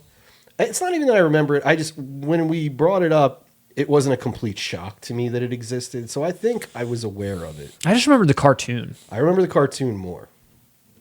Yeah, I remember the cartoon. And then here's a picture of it. That's the TV show. Looking good. Look at that box set, baby. Whoa. It's looking good. Murphy's looking good. Oh, yeah. Wait, is it actually Peter Weller on the show? No. It's like Richard Eden or somebody. I don't know. Who that is. Upgrade. Yeah, maybe. So out March 22nd. Or I'm sorry, out March 29th. Out, man. Get it out your mouth. Get it out your mouth. We're live, folks. So out March 22nd, just a week before, is the Godfather trilogy in 4K. Now, this was a pretty big announcement. We hinted at this, I will say. We rumored this way back when we talked about the death of Michael Corleone, the Coda release. We talked about that release on a few occasions, and at one time, one of the news items that we were reading was basically saying that, at some point in time, the Godfather trilogy is going to be coming out probably in time for its 50th anniversary in 2022. Well, lo and behold, it's 2022, and it has been announced, the 50th anniversary on 4K from Paramount Home Media. And they're putting out a couple of different versions of this. I don't know. Did you see really anything that was announced for it? I haven't paid much attention to it. Gotcha. So they're putting out a regular edition and a deluxe edition for 4K. And then they're also putting out a Blu-ray version of this box set also. So there's like a regular 4K set, a Blu-ray set, and then a deluxe set of the 4K. So arriving in all of those editions, you're going to have 3 films, 3 different versions of Godfather 3 are going to be included. So that whole Coda thing that I bought was pointless if I want this? Yes. I bought it too. Wait, you bought Coda? I did. Oh, all right. I good. did, and I was We're just like, big Godfather 3 I fans. did. Well, I wanted to check it out. Best of the series. Dude, well, check it out, man. When we covered Coda, don't you remember this? I said that out loud. I said, I wonder what version will come in the Godfather box set when it comes out in 4K. Will it be this Coda or will it be the original? And this Coda is just like an offshoot for, like extra fans to enjoy. Nope. Every single version of Godfather 3 you could possibly imagine is in here. So you've got Godfather 3 theatrical, you've got Godfather 3, the 91 Coppola cut, and then Coda, the death of Michael Corleone. Now, only the Coda one will be in 4K. So, ironically, there is no version of Godfather 3 that most fans want. No. The other two just in regular HD. This is one they could do Ghostbusters Answer the Call with. Just give 1 and 2 in a set, and 90% of people will be happy with that. Yeah, and however, if you were only going to get the Blu-ray version, you aren't going to get those additional 2 cuts. You're only going to get Coda in that Blu-ray set. So if you only are getting Blu-ray, because this isn't a set that comes with a 4K and a Blu-ray and a digital code and all that stuff. It's like Blu-ray box set, 4K box set. A digital code for Answer the Call. Everyone's getting a digital code for that. Sorry, Feig. We'll fit you in somewhere. Coppola's got you. Yeah. So if you're getting Blu-ray, then you're going to be screwed on all those extra cuts. But if you're getting the 4K box set, which probably most of us are going to get, then you're going to get all 3 cuts of Godfather 3. That's my new favorite thing, dude. I'm going to look for that feature in any release. Like, it also comes with a digital code of Ghostbusters Answer the Call. I mean, they must just have them laying around. What the hell? How many of these do they got? Promising Young Woman, special edition. Comes with a digital code for Ghostbusters Answer the Call. Let me tell you what's new in this box set for Godfather, Russ. Let me tell you what's new. We've got What do we have? a new introduction from Francis Ford Coppola. We've got a new Preserving the Godfather featurette where archivists detail the restoration process over the past few decades, because this has been something where every single time, every iteration of this that's come out, whether it was first DVD and then it was Blu-ray, there's always been some like insane restoration process that I remember reading about them going through, and it sounds like they're going through yet again another one to bring this out and make it look as great as possible. A new featurette called Capturing the Corleones, which is The photographer, Steve Shapiro, reflecting on the making of the movie. There's a bunch of archival footage, which is also new, called Home Movies, of shot back in 1971. First time it's ever been publicly available. A new restoration comparison, so you can see before and after highlights of what they did with the movie, and then as well as all the previous legacy stuff, which is already a ton. The restoration process, so this is how they described it on here. Over 300 cartons of film were scrutinized to find the best possible resolution for every frame. Over 4,000 hours repairing film stains, tears, and other anomalies in the negatives. Over 1,000 hours on color correction to ensure the HDR was respectful of the original vision. And in addition to the 5.1 audio, you're going to get original mono tracks on Godfathers 1 and 2, which have been restored. So they really have done quite a bit. Now, in this deluxe box set, which they're putting out in addition side by side with these other ones, you're getting a deluxe packaging, which is a really nice hard box that comes with it. You're getting a hardback coffee table book with some photos that come along with it, and then 3 portrait art prints on archival paper. So that's the deluxe version.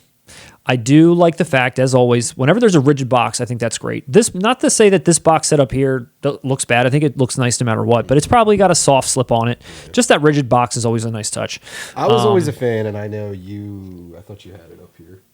You and I owned that box we owned the DVD trilogy. Yeah, it is. It's right up there. I loved that box. Yeah, it's super nice. Yeah. It's really nice. And that was like, that was it. Back then you would get it. Now you have to pay extra to get the hard box. 03 or something. Like probably 02. Yeah.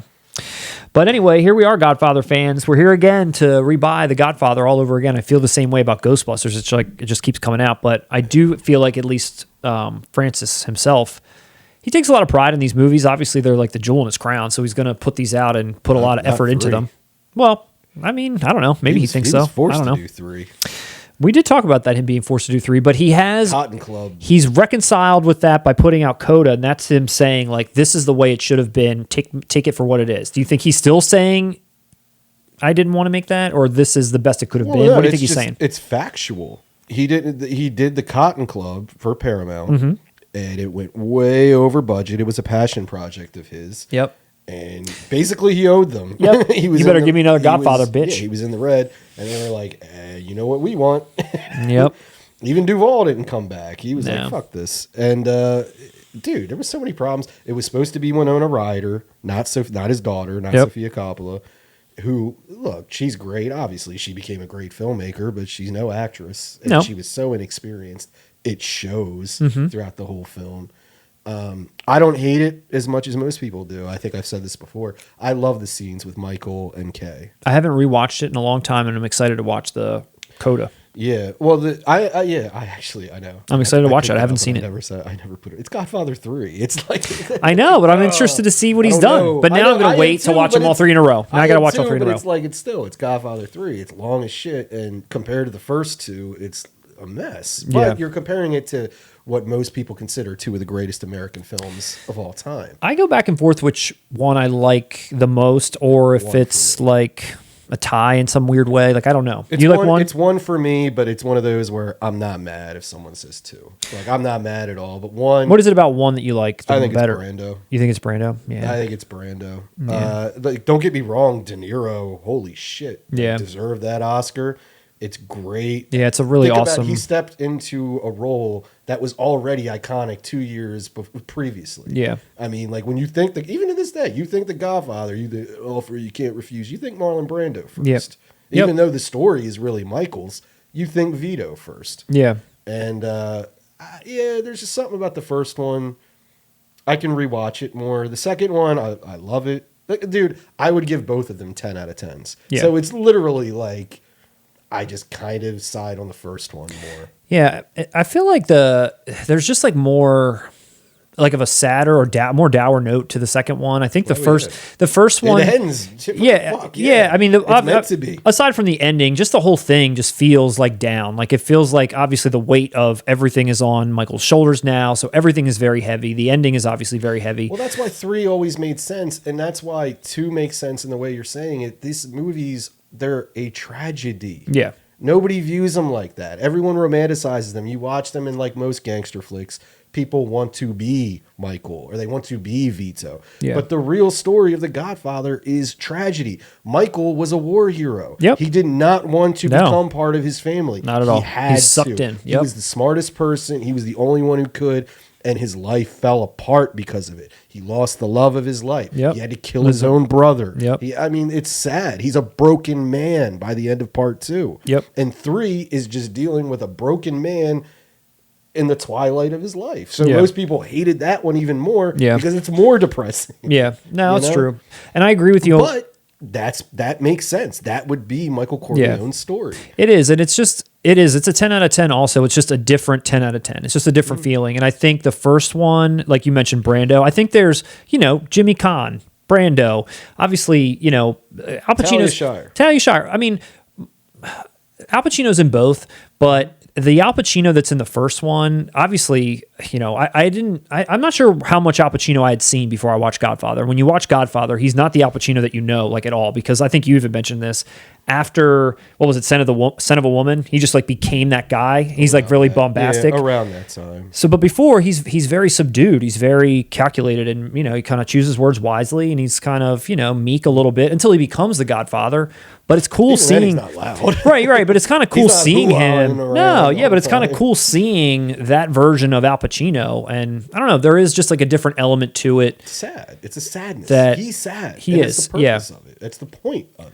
But why is the first one so much more rewatchable? That ending is pretty awesome in the first one too. As I just said, as an audience member, when you watch The Godfather, it romanticizes violence. You want to see all the other families taken down. You want to see them get their comeuppance. But when you really think about it, the other family, they're doing the same shit the Corleones are. We just as viewers don't see the Corleones' impact of their other actions people. on other people outside of the family. Yeah. That's the brilliance of it. And we love That's Marlon the Brando. brilliance of it. Yes. I'll also say 2, another reason why I put 1 over 2, all the Hyman Roth stuff is a little complicated to watch first time. The story. It it's gets a little dry. Convoluted. Well, the first one, I don't feel like that at all. No, I 2, agree. I remember the first time I watched 2, I was like, I need to watch that again. Yeah. Granted, I was young. Yeah, I was yeah. like in my teens still. And these are long movies. It's a long, watch but to I still, digest it all. Even I've seen it many times. I just saw it in the theater 2 years, a little bit before COVID. Yeah. And it's still, though, it's a little convoluted. It's a little, I remember like I was there with someone who had never seen it before, and they were asking me questions afterwards. Like, Right. what happened here? Why Yeah. did, I could see that. And the first one, I don't really get that impression. No, because the conflicts in the first one, whether it be with the police or it be with the other families, they're all very engaging and entertaining, and you're following along really easily. Even with you clearly know in the first one who's bad and who's good for the most part. yeah, right. And the conflicts, most part. the conflicts are entertaining to watch how they resolve. Even like the abusive husband, like how that all plays out. Like all that stuff is really engaging. Whereas sometimes, like you said, it's a little complex, and I'm not having as much fun romanticizing the violence in the second one. God, and then 3, they bring the Vatican in, and it's like, Jesus Christ, now we're really on that's some true. heavy stuff. That's true. I don't know. I mean, as far as this set is concerned, It's nice. it's a great looking set. I don't know how much better can we make these things look at this point after you've gone through and done all of this thousands of hours before on Blu-ray.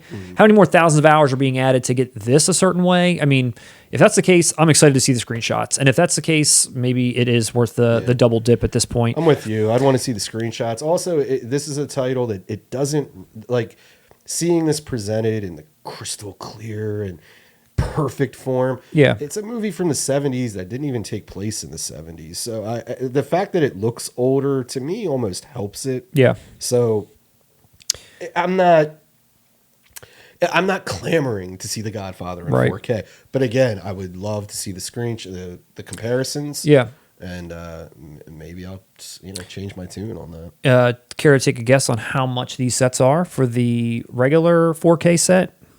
How much do you think it is? The regular, so not this one. Not this one. Just the regular 4K. Portraits. Yep, just the regular 4K set.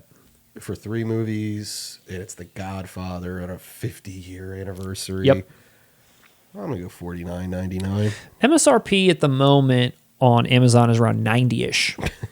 And then for this one right here, you're looking at around 180-ish. but it's probably going to come way down. I'm assuming these sets will be, like you said, probably like $50-$60 by Christmas time. This collector's edition rigid box one, I don't know how long that'll be available, but those prices are pretty high. I think deep discount, that website and Target, they were even showing some of these things coming down to around $120, $130. So I think they're already starting to drop, but it's pretty high. I mean, it's not cheap. Yeah. So what would it take to get you to pick those up? Just the price? Christmas present. This would be something. Actually, it's funny. I had an aunt who bought me the Godfather soundtrack on vinyl like a couple years ago. This is one of those things I can put. Like if a family member who's older asked me, "What do you want for Christmas?" I can say they know what it is. It's easy. If I tell them, hey, get me the Loved Ones, they don't know what the fuck that is. Yeah. But if I say the Godfather, they're familiar. Gotcha. Okay. Yeah, this would be something I'd like to be gifted. Okay. I don't know if I'd run out and replace it. And I own already on Blu-ray the trilogy and the Coda.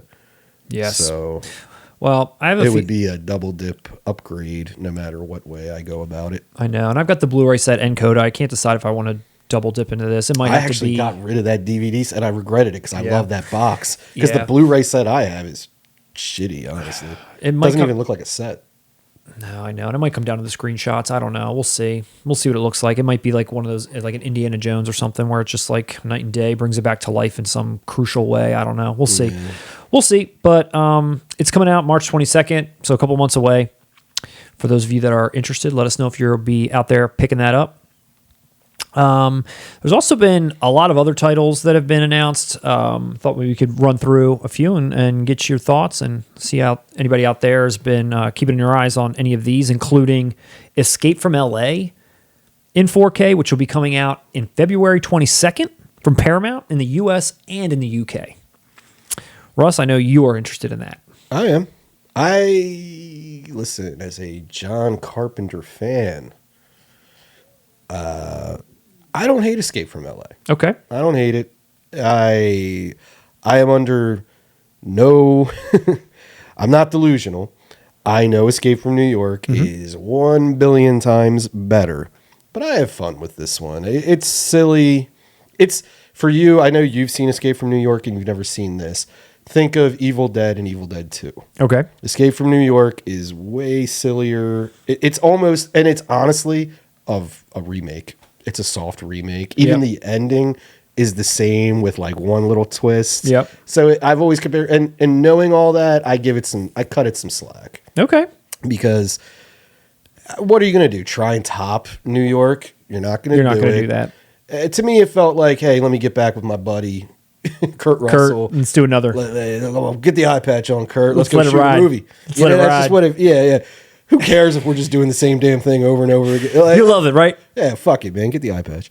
I mean, that's basically what it is. So you could have picked this up at 4K? You're ready. You sound ready. I bought the special edition. You did? The Screen Factory one, yeah. And I'm happy with that edition. I don't know if I need to buy this in 4K. Well, here comes this 4K in the US, but check out the UK version. Bam.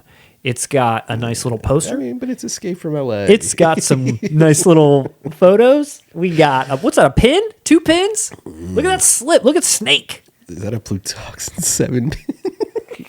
That's the serum they shoot. That's it, man. That's for you. UK, baby. Dolby Vision. You kidding?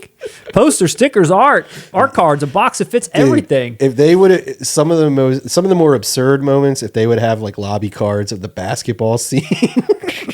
Or the surfing scene. Oh my God, it is so cringy, dude. Is it? I would ironically buy it if it had that. Well, do you remember in Escape from New York, the wrestling scene? Yeah. Again, this is a soft remake. It's the same setup. Hey, you got to play a game and we'll let you walk if you win. Yeah. And it's literally basketball where like they're shooting and then Snake does this one like boom from like full court. It goes in at the end. Like, dude, it's sad. Okay. But it's funny. I don't know. I'll tell you this, for post In the Mouth of Madness, John Carpenter. Yeah. Shit. You could do a lot worse than Escape from LA. He's got to go in and retrieve a doomsday device. Yeah. Okay. Same thing. All right. Sweet. Not the president this time. Is he riding a, what's that, lava? Surfboard. A surfboard on what? Is it lava? I don't know. The sewers. Okay. And it's Peter Fonda, who's like the dude. Yeah. I don't know, man. All right. Well, One side note, I have a good memory of this. I had a poster of this as a kid when I was 14. And you could see the poster. It's like real fiery and stuff. I don't even know if I should share this. One of the first times I did acid when I was 14. I remember looking at that poster and like the light from my TV reflecting on the fire of that poster. So like I said, it holds a special place in my heart. okay. Well, it's coming out February 22nd for everyone that is interested, and you included, Russ. I don't know if you want to get the old regular version of this sweet-looking UK version. I'm not upgrading. I mean, if you're going to get it, you might as well get this one. Dude, if I didn't own the Scream Factory Special Edition, I'd consider it. But Okay. If I'm not going to upgrade the Godfather or Robocop, I sure as fuck am not going to be upgrading Escape from L.A. New York? Yes. Yes. L.A.? No. Okay. I love LA. So what about Kenneth Branagh? Yes, Branagh. What about Kenneth Branagh's Frankenstein? Mary Shelley's Frankenstein by Kenneth Branagh. I know the way Kenneth Branagh. I wonder if anybody actually sees this cover and think Mary Shelley's a director. Yeah, maybe. So out March 28th from Arrow in a regular and a steel in US and UK is Mary Shelley's the one and only Back from the Dead to direct Frankenstein in 4K. I'm excited for this one. I saw this movie in the theater, and I don't even know why I was interested to see this movie in the theater, and I don't know that I walked away feeling good about it. Like, I don't know, I walked away feeling like that was a good movie. Like, I don't think that's what I felt. I haven't seen it since then. I had the opposite where I was in 11th grade, and I guess we were reading Frankenstein in this English class, and the teacher showed us this. So it was kind of like for a movie being shown in school. Yeah. Fucking Robert De Niro. Yeah, right. It's Kenneth hard. Branagh. Yeah, I'm like, dude, the whole class erupted. We're like, Branagh. No, dude. No, but seriously, it's like, fuck, a horror movie, Robert De Niro, and I'm in school. This ain't bad. This isn't Forrest Gump or whatever the fuck you guys would put on when you're tired and want the class to shut up. But what's funny is I really love the book, and I've read it twice. I read it 10 years after that as well. Mm-hmm. This film is so goddamn faithful. Like, it is faithful to a fucking T. Yeah, I remember that's the one note that I read that it was like, this is probably the most definitive version of Frankenstein there could be. It is. And honestly, the one scene I love in this is, you know the story, you saw it, when, they build a mate for him, a female one. That scene where she's dancing, Helena Bonham Carter and De Niro, like, it's fucking creepy. They're all sewn up. It's classic horror. Only Branagh could do something, because he's always doing Shakespeare and shit like that. There's just such class to it. De Niro, like, in this, it's just elevated. I get why it didn't set the world on fire. I'm not saying it's a masterpiece, but just to see the source material be taken so seriously and so faithfully, and like I said, I really do like that book.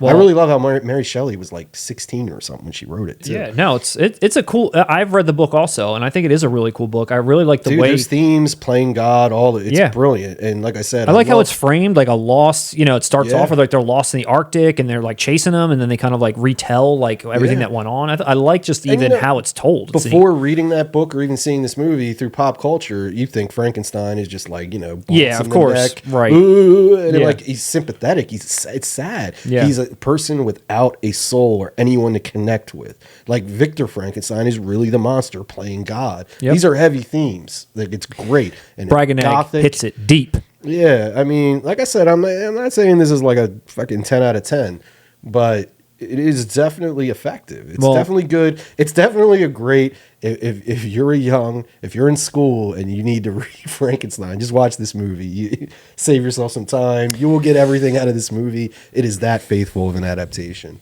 Do you know who would disagree with you? Not on the faithfulness of the adaptation, but that the movie's effective or good? Frank Darabont and Francis Ford Coppola. Well, hold on. First off, Coppola has no goddamn right to talk. That man did Bram Stoker's Dracula. He did. Fuck him. I like how mad you just got. Whoa, Coppola's off his fucking rocker there. I'm sorry. When we have a literal comparison there, Branagh ate your lunch, motherfucker. This is Bram Stoker's Dracula is a mess. I did not know that Darabont wrote the screenplay, and I did not didn't know know, that. and I didn't know that Coppola, produced it, but they both disavowed it. And I read, I read a quote from Darabont who was like, he basically like, the movie that you saw is not the movie that I wrote. Like, I wrote this movie as a certain way that I wanted to be portrayed, and he took that movie and he portrayed it exactly as he wanted it to be portrayed, and all of the bad reviews it gets is his and his alone, because he did not do the movie the way that I wrote it. He was pretty like harsh about, at least that's how I read it. Maybe he was being more, he seems like a nice guy. He probably said it a little bit nicer than I just said. He doesn't mince words sometimes. I mean, he's had some choice things to say about what happened on The Walking Dead. But then Coppola, I'm not sure I forget why he might have gotten his name off of it, but for whatever reason, they both disliked it. I was not aware. He got his name taken off. They disavowed it. Yes. Nah. Look, Darabont, I'll listen to him a little bit. Okay. But let's not, hey, come on. I'd rather watch this than The Green Mile. Tell you that 100%. I'd like to give this another try, rewatching it and just see. It's, Jesus bizarre. Christ. Dude, Bram Stoker's Dracula is such shit. That movie's not good. That movie's not good. You're a goddamn, you're an auteur, you're brilliant, Apocalypse Now, but fuck you for saying Dude, Bram Stoker's Dracula is I'd rather watch Jack. Somewhere, than Bram Stoker's Kenneth Dracula. Braganag is like, thank you, Russ. Yeah, thank you. He needs my support. He does. It's me and Christopher Nolan. We're the only two people who love Braganag. That's anymore. true. Well, I'll tell you, the features on this thing, it's impressive. I know. All brand new. That's why I'm excited. Ton of features, all brand new, and First Pressing gets a booklet. So, and it's one of those titles where cool steelbook. I'm not expecting this much to be put into it. I'm pleased. These are the kind of releases I love. Yep. So another one that was announced coming out March 29th also is the David Fincher classic Panic Room, which I mean, I know some people probably call it a classic. I've only seen this movie one time in the theater. Nobody's calling it a classic. And I feel like it was uneven too. Like, I don't know. I feel like I say that about everything. Is there any movies I actually do like? I'll tell you this. The only I liked Pig. Where's my pig? The only way someone would call Panic Room uneven is if you're comparing it to other David Fincher movies. Maybe I just took it the wrong way when I was watching basic. it. Yeah. It's basic. Is it a comedy? I wouldn't call it a comedy, but it's basic. It feels like a Lifetime movie. Yeah. So maybe if you view them as comedies, which I remember reading some people that were saying like this is couldn't be taken as a comedy, not in an unintentional way. It's just basic. And honestly, it plays. Fincher is not good at emotion. And this one revolves more around like a mother, daughter. Even Forrest Whitaker's character is like sympathetic. Mm-hmm. He's not good at that. Yeah. Dude, same thing happened with Curious Case of Benjamin Button. You could tell he was clearly more into like the aging aspects and all that. He can't handle telling love stories. Yeah. Now, one thing that's awesome about him is he usually chooses projects that don't require it or they satirize it. Fight Club satirizes that shit and it works beautifully. Seven is dark as hell and has no love in it whatsoever. Works beautifully. Gone Girl, they're both vapid as hell. Works beautifully. Mm-hmm. Fincher stays in that wheelhouse. He's great. When he gets into this type of territory with Panic Room and Benjamin Button, where you need a little more emotion, you need some more depth. It's not his strong suit. He doesn't fail because honestly, even Benjamin Button, I don't hate, but it's just not his strong suit. Well, there's some fans for this movie out there. I know people have been dying for this to come out in 4K for whatever reason, and I'm it's about to come out. I'm a fan of Jared Leto's cornrows. Out March 29th. 30 seconds to cultural appropriation. We live in a society. What's it? We live in a world. What is it? What does he say? I don't fucking know. What are you talking about? Like that I joke. saw this once, that Joker dude. meme. It's a Joker meme. I don't know from Jared Leto. Anyway, you're doing Jerry Maguire. Yeah, because dude, I know totally off topic. Hey, this is for the real fans. The part have you seen Jerry Maguire? Right? Yeah. I don't know why. Even as a kid, I always laugh at the way when he gives his speech at the end, and it cuts to someone else, but it cuts back to him, and there's this little like beat, and he's just like, "We live in a cynical world." What? Deep. Cynical. It's just funny. It's deep. You had me at cynical. Well, out February 15th, Russ, one of your favorites and one of Bruce Willis's favorites, Looper. So we talked about this last year. This was coming out in 4K in a steelbook by Zavvi. And I actually found this to be interesting that I read a note about this release, and this is for its 10th anniversary coming out in the US. This release has been director approved. Rian Johnson approved it. Dolby Vision, Atmos, all that good stuff. After Star Wars, no one approves Rian Johnson. But But apparently the one that Zavi released was not approved by Rian Johnson. It was just some scan that they got in the. No, this is just Sony. This new US one is Sony. But I guess whatever Zavi got their hands on, Rian Johnson did not say okay or did not approve it. This one is the official Rian Johnson Looper. Dolby Vision and Atmos, HDR, film reviewed and approved by the filmmakers, Rian Johnson. Good. So that's coming out February 15th, 10th anniversary for all of you that are interested. I like it. I mean, I like that movie a lot too. I don't know that I need to upgrade to 4K though. I think I'm good. I think I'm good. I like it. I enjoyed it. Another movie that is coming out that I thought you would be interested in, Ross, and maybe some of our fans out there that like De Palma, is Body Double. I'm very interested in this. Yeah, so we talked about Dress to Kill, and you're a big De Palma fan. You talked to me for a second about Body Double and a couple other ones. I'd never seen any of these, but I did happen to see that this was coming out in Germany in a 4K remastered Blu-ray, so it's not a 4K disc. I keep trying to think of like what movie I want to recommend to you to get into De Palma. I keep going. It's got to be Blowout. Just Blind by Blowout, dude. Blowout? Body Double. Little Travolta. Body Double for anybody watching also. This is deeper De Palma. I think you got to have cuts. It is. I think you got to have a little more of a handle on what he does to appreciate this one. Not that it'll go over your head or that it's intelligent or anything like that. It's just that a lot of what makes this enjoyable are riffs that De Palma does. I mean, there's one kill scene in this movie that he filmed directly as a response to the people who protested Dress to Kill. Okay. And it's hysterical. But I mean, like, you really have to know what he's about and his little things. Like, it's more enjoyable that way. Gotcha. Well, this looks not like... as much as Raising Cain. Raising Cain, you definitely need that. But Raising Cain. Body Double, I'd say that as well. Well, you see who this is coming out from? Our good friends at Coke Media. So you know they're going to do it right. They're going to do it right. It's a limited. Are we going to get a Frankie Goes to Hollywood soundtrack in there? Yeah, I don't know what you're going to get in there. It does look like it's like some huge box set. It's just a nice media book, so it'll probably have your nice little booklet in there and so on. I'm buying it. But it looks nice. Maybe there's an imminent 4K one coming here, but at least our friends at Coke Media are putting that out. Now, this was previously put out by Twilight Time, who's another like really random label. Indicator. And also. Indicator. I own the Indicator. Both of them are since... You can't get them at Twilight Time. Is so bizarre. They put like 1,000 out, and it's like bare bones. It's like, who gives a shit? Dude, Twilight Time does that with everything. It's so weird. I own Thunderbolt and Lightfoot on Twilight Time, and there was something else Twilight Time I was interested in getting, and it was like, boom, gone. Breaking away. Nah, you know what it was? It was Devil in a Blue Dress. Devil in a Blue Dress. With Denzel and Don Cheadle. Yep. Yeah. I think Indicator put that out too. Did they? They just put that out, I'm pretty sure. I should put that out. Or I should put that out. You should put that out, I should Russ. get that. We should put that out. I should put out that damn Denzel Washington movie. Why have I been sitting on that for so long? No, you should.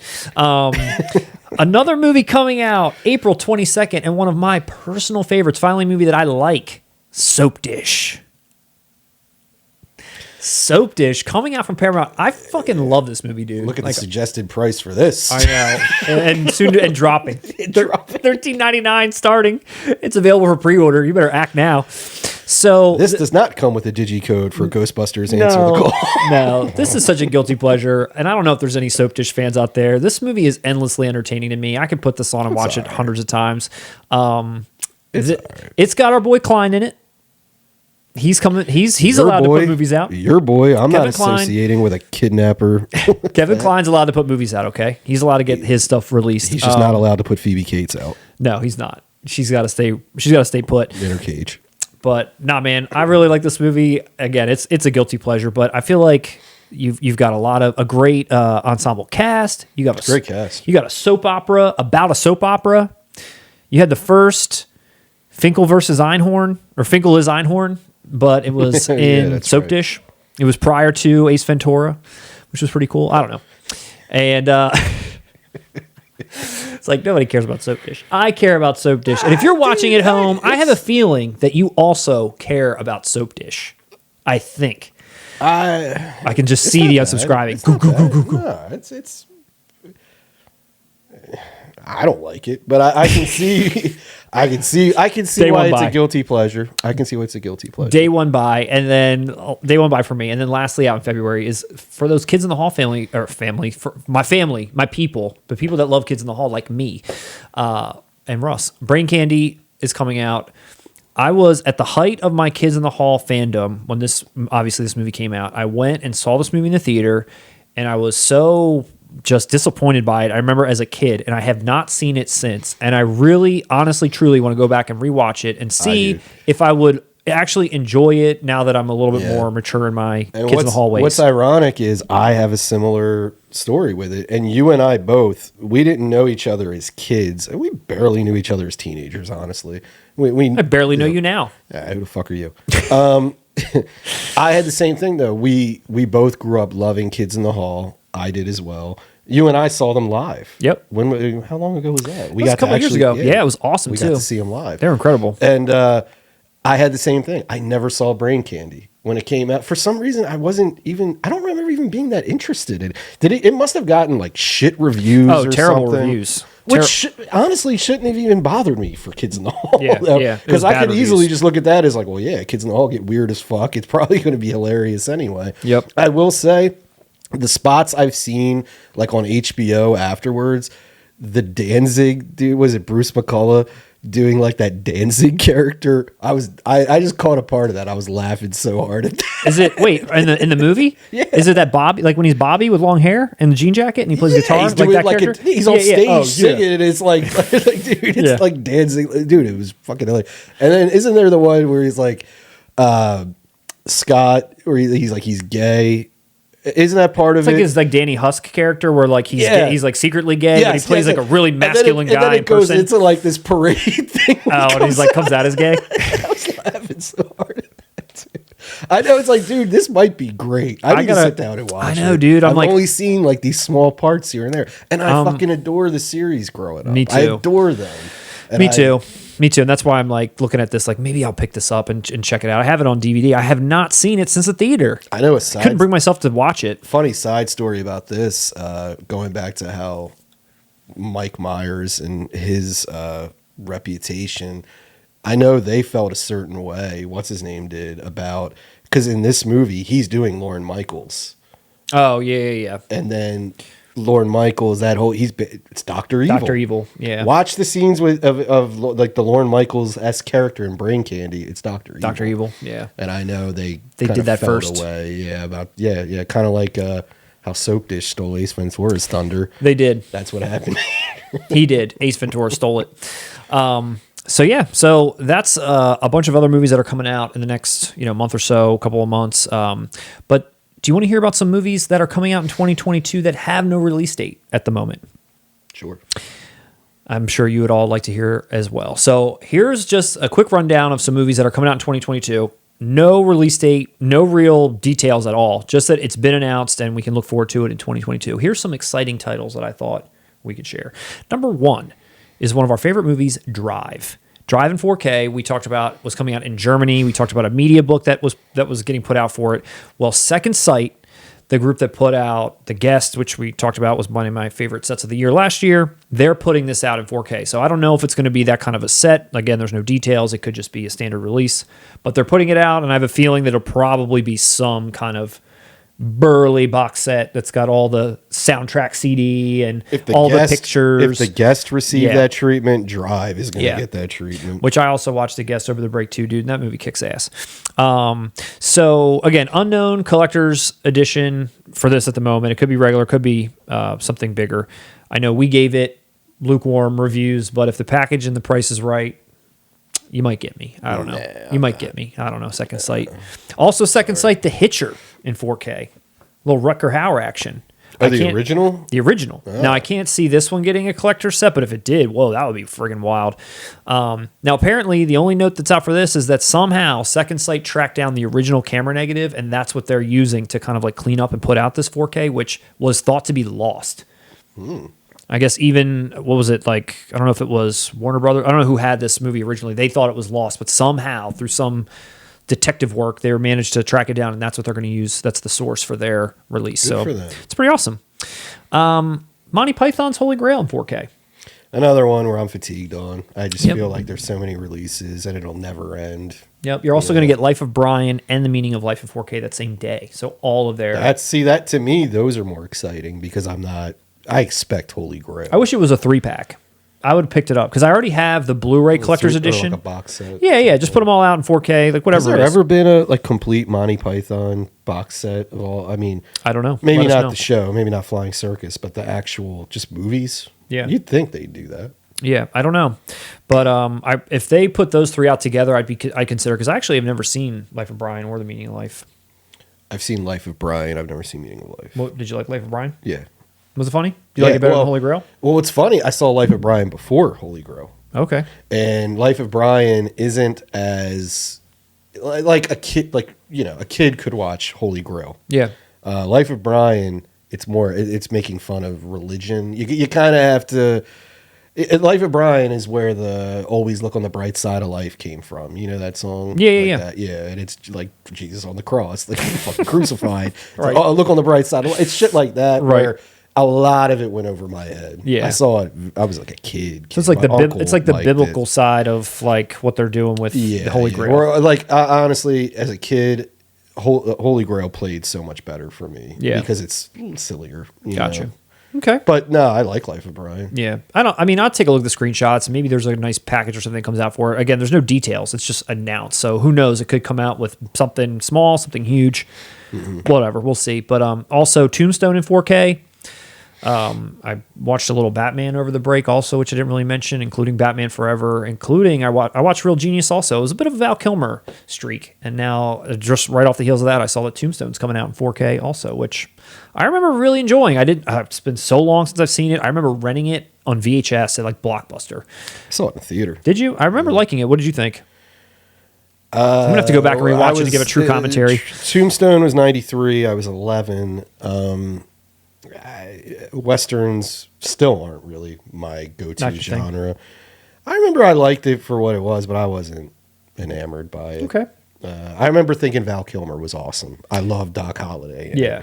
But that's about all I recall. Well, Great cast, though. You got Michael Biehn in there. You got Jason Priestley. God damn it. It's a really good cast. And if you know anything about like the behind-the-scenes stuff on it? Not really. The director, he didn't direct it.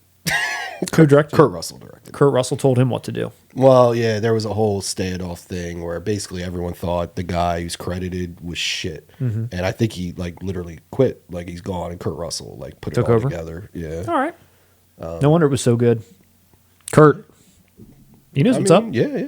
And when I say I'm not a huge fan of it, I recognize that it's a good movie, and like I've heard plenty of people over the years love it. Yeah. It has its place. Yep. Yeah, I like Val. I like the way he played Doc Holliday. I thought that was badass, but I wouldn't buy it. I don't know if I'm going to buy it or not. Yeah. I'm going to see. I thought about it. But if Westerns aren't your go-to genre, then you're really going to like that High Plains Drifter in 4K is coming out from Kino. And when I say it's not my go-to genre, I never had an entry point. Like literally, I can name I've seen Unforgiven. I've seen a handful of them, but most of the ones that people tell me are classic ones, or like the Man with No Name, like you're saying, the Sergio Leone ones. Like nobody got me into them. I don't know where to start. Like let me know in the comments. Let us know where to start on a great Western. We want to get Russ in a cowboy hat before this channel is over. Right. The Carlito shtick is growing old. I need to get a Clint Eastwood impression going on here. I want Russ in full regalia of a cowboy hat. I want a 6-shooter and spurs on your shoes. I want everything. That's my Clint Eastwood. Yeah, that's perfect.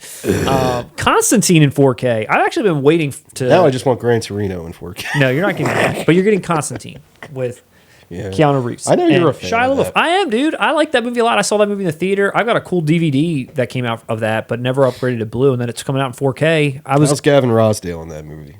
Close your mouth.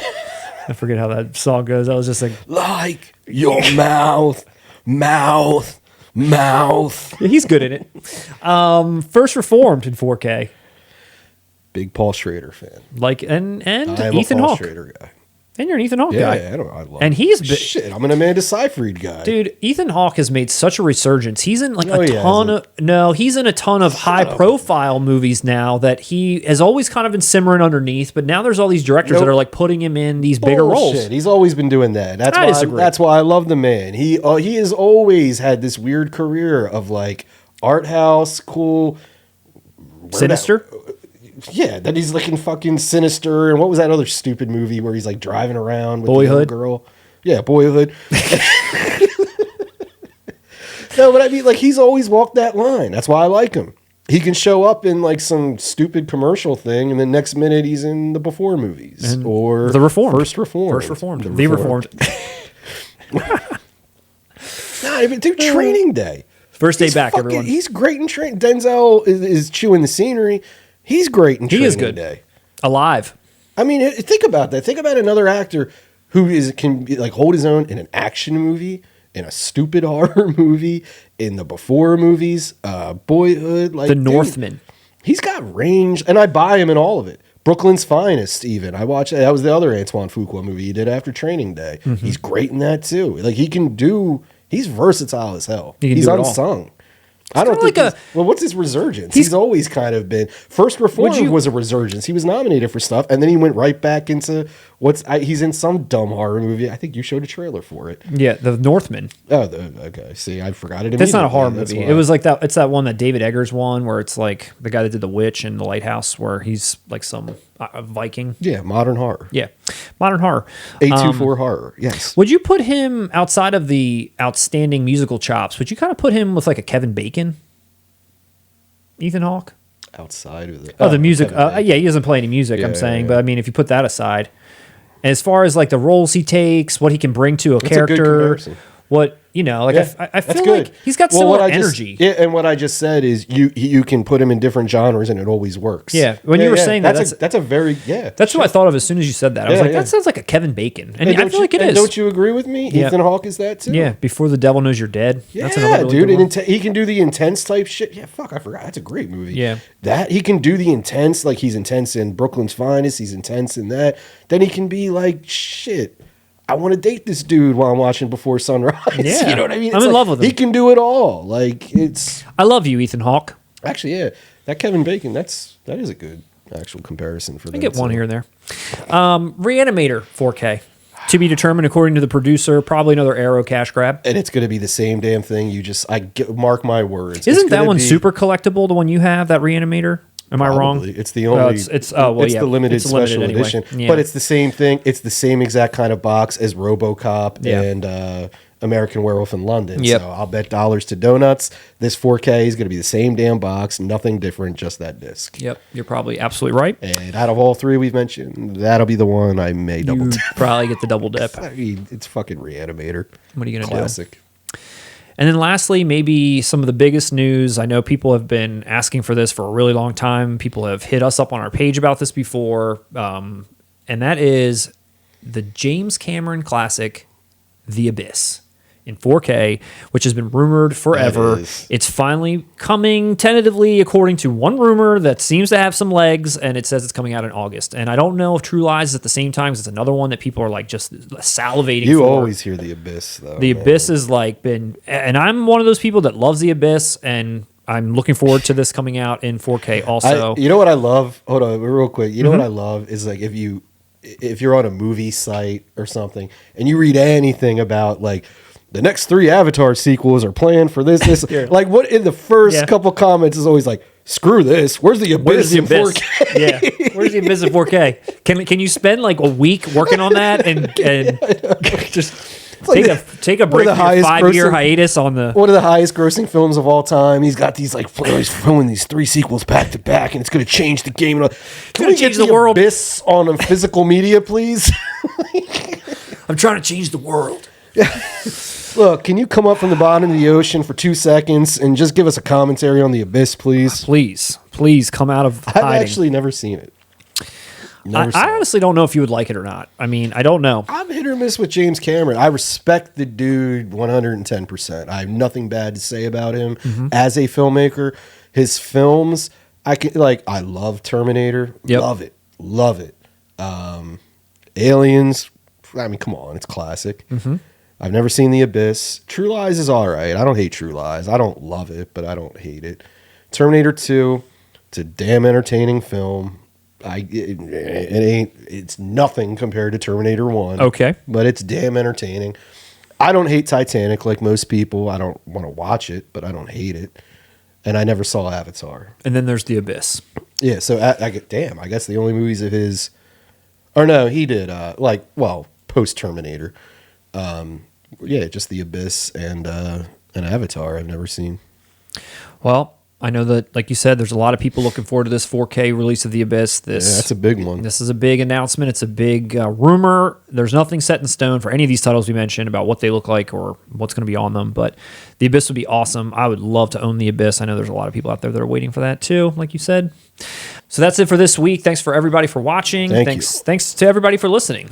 If you're listening to us on Spotify or any streaming service, check out our YouTube page. If you're checking us out on YouTube, check out our Spotify page. If you just want to listen to us talk in the car sometime. Check out our Instagram page as well. It's, we're getting that off the ground finally. We're going to be giving you guys some movie recommendations, movie news, and just a little community. We want to reach back. We want to actually engage with you guys. Yeah, and thanks for anyone that has come and is a new viewer, anyone that's subscribed that's new. Please throw us a like. Please drop us a comment. Let us know. The best way to support our page. We need those likes and those subs. Click all the buttons that we've got. If there's a button there, click on it. Click it a few times. But if you click the like button a second time, then it goes away. So just make sure you click it once, and then it'll stay permanently as liked. The more likes that you get on any video, apparently that's how it gets pushed through to the algorithm. So we want our content into that beautiful Blu-ray algorithm so that it can be filtered out to many more of our fellow friends in physical media. I agree. We'll see you next week. At the movies. Do, do, do, do, do, do, do.